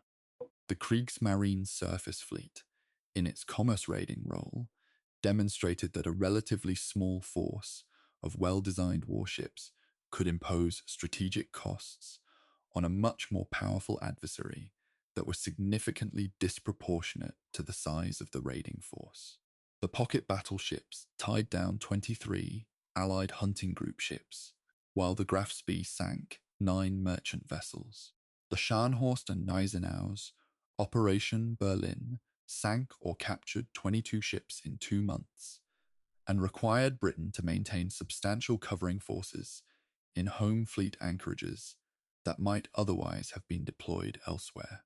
The auxiliary cruisers sank approximately 825,000 tons of Allied shipping over 3 years of operations at a cost in purpose-built warships of essentially zero.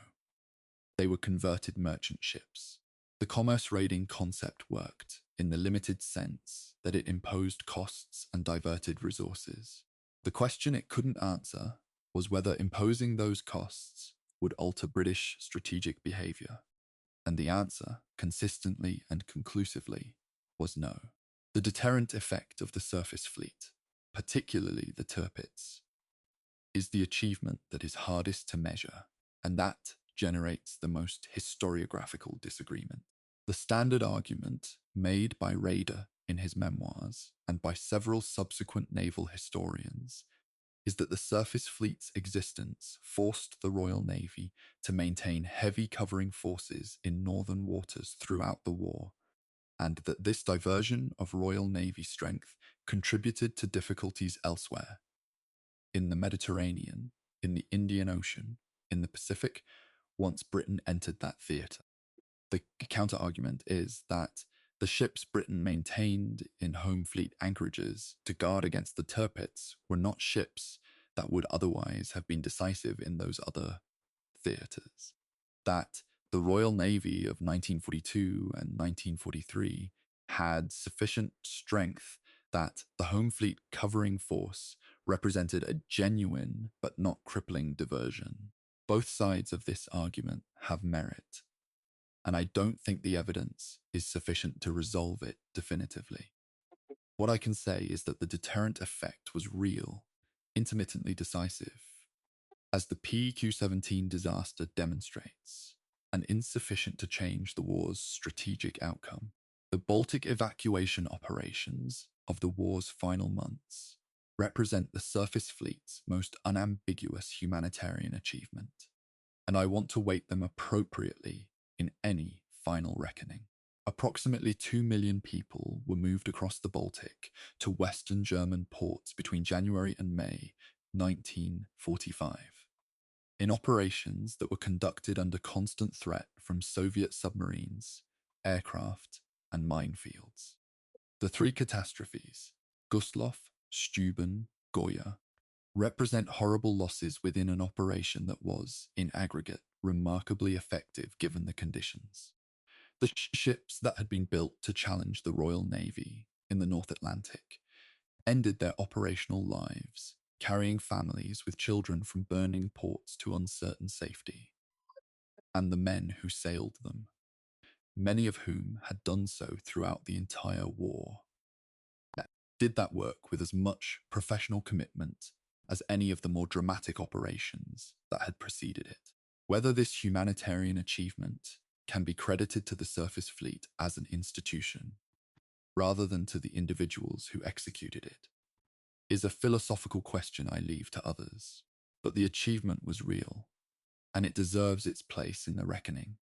The surface fleet's technical achievements, the engineering innovations that other navies studied and in several cases adopted, are a dimension of the historical record that tends to be overlooked in the strategic assessments. German welded construction techniques influenced post-war naval architecture across multiple navies. The diesel propulsion systems developed for the pocket battleships contributed to subsequent merchant and naval marine engineering. The fire control computing methods incorporated in the Bismarck class and Scharnhorst class were technically competitive with contemporary British and American practice. The torpedo boat and destroyer designs produced in the Type 36 and Type 36A series influenced post-war European destroyer development. None of these technical contributions compensated for the operational losses, but they represent a genuine legacy of the Kriegsmarine's engineering culture that persisted well beyond the war. The human cost of the surface fleet's operations requires honest accounting, because it's easy to discuss ship classes and tonnage figures and strategic outcomes, while the people inside those numbers recede from view. The Kriegsmarine's total wartime casualties across all branches, surface and submarine, were approximately 60,000 dead, with the submarine arm accounting for the large majority of that figure. Surface fleet losses were lower in absolute terms, but concentrated in specific operations. Narvik, where all 10 destroyers of the 20th Flotilla were lost. The Bismarck, where approximately 2,100 men died. The Scharnhorst, where approximately 1,932 men died. The Baltic evacuation disasters, where civilian and military dead together ran into the tens of thousands. Behind each of these numbers are individual lives. Men who had families, who had trained for years for a naval career, who died in circumstances that ranged from the dramatically famous to the utterly obscure. The historian's obligation is to remember that those numbers were people, and that whatever assessment we make of the fleet's strategic performance, it was made at a price that should not be abstracted away. The question of whether the Kriegsmarine surface fleet could ever have achieved strategic decision, whether there was any combination of ships, doctrine, timing, and political support that could have produced a naval outcome decisive enough to change the war's result, is the ultimate question that this entire documentary has been building toward. My answer, formed over many years of reading the evidence, is no. Not because the ships were badly designed or the men poorly trained, but because the structural reality of German naval geography and industrial capacity made it impossible for Germany to build and sustain a surface fleet capable of controlling the Atlantic shipping routes against British and, from December 1941, American combined naval power. The Atlantic was never going to be a German lake. The shipping routes from North America to Britain were never going to be severed permanently by any combination of surface ships and submarines Germany could afford to build. The Kriegsmarine surface fleet was a genuine naval force that fought with professional competence in circumstances of systematic disadvantage. And it was never going to be enough. The final ships to be accounted for are the ones that survived. And a surprising number did, in one form or another. The Prinz Eugen surrendered at Copenhagen, was allocated to the United States Navy, and survived 2 atomic bomb tests at Bikini Atoll before being scuttled in 1946. The Nürnberg became the Soviet Admiral Makarov and served into the 1950s.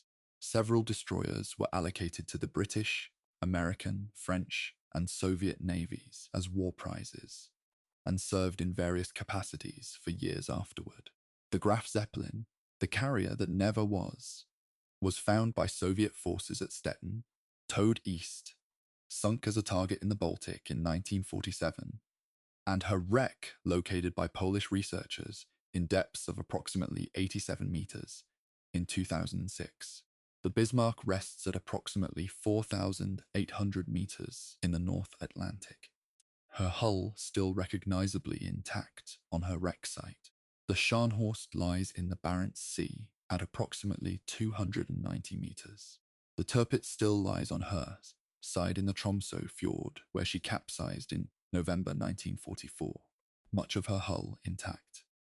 I began this documentary in a study, books stacked too high, The Battle of the River Plate in paperback, the accumulated questions of a researcher who found the Kriegsmarine surface fleet more interesting and more complicated than its reputation suggested. I want to end it in the same place, with the same honesty. The ships that Raeder built were not the ships that could win the war Germany started. They were, in several respects, remarkable engineering achievements that carried their crews through extraordinary circumstances. They demonstrated, in the commerce raiding campaign, a strategic concept that was coherent and genuinely dangerous in its early phases.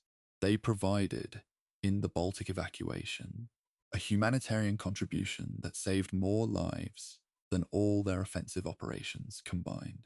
They were defeated by a combination of British operational skill, industrial advantage, intelligence exploitation, and the structural impossibility of the naval challenge that German geography and industrial capacity imposed. The men who sailed them deserve to be remembered with the complexity they lived, not as villains, not as heroes, but as human beings doing an extraordinarily dangerous job in service of a state whose ideology was monstrous and whose war was ultimately lost. The ships are gone. The sea that swallowed them remains. And if you've been with me from the beginning of this documentary, thank you. That's several hours of history together. If you found it worthwhile, please share it with someone who reads naval history or who struggles to sleep without something worth thinking about. Every subscription, every share is how work like this survives. The next documentary is already in the research phase. The books are already stacking up again.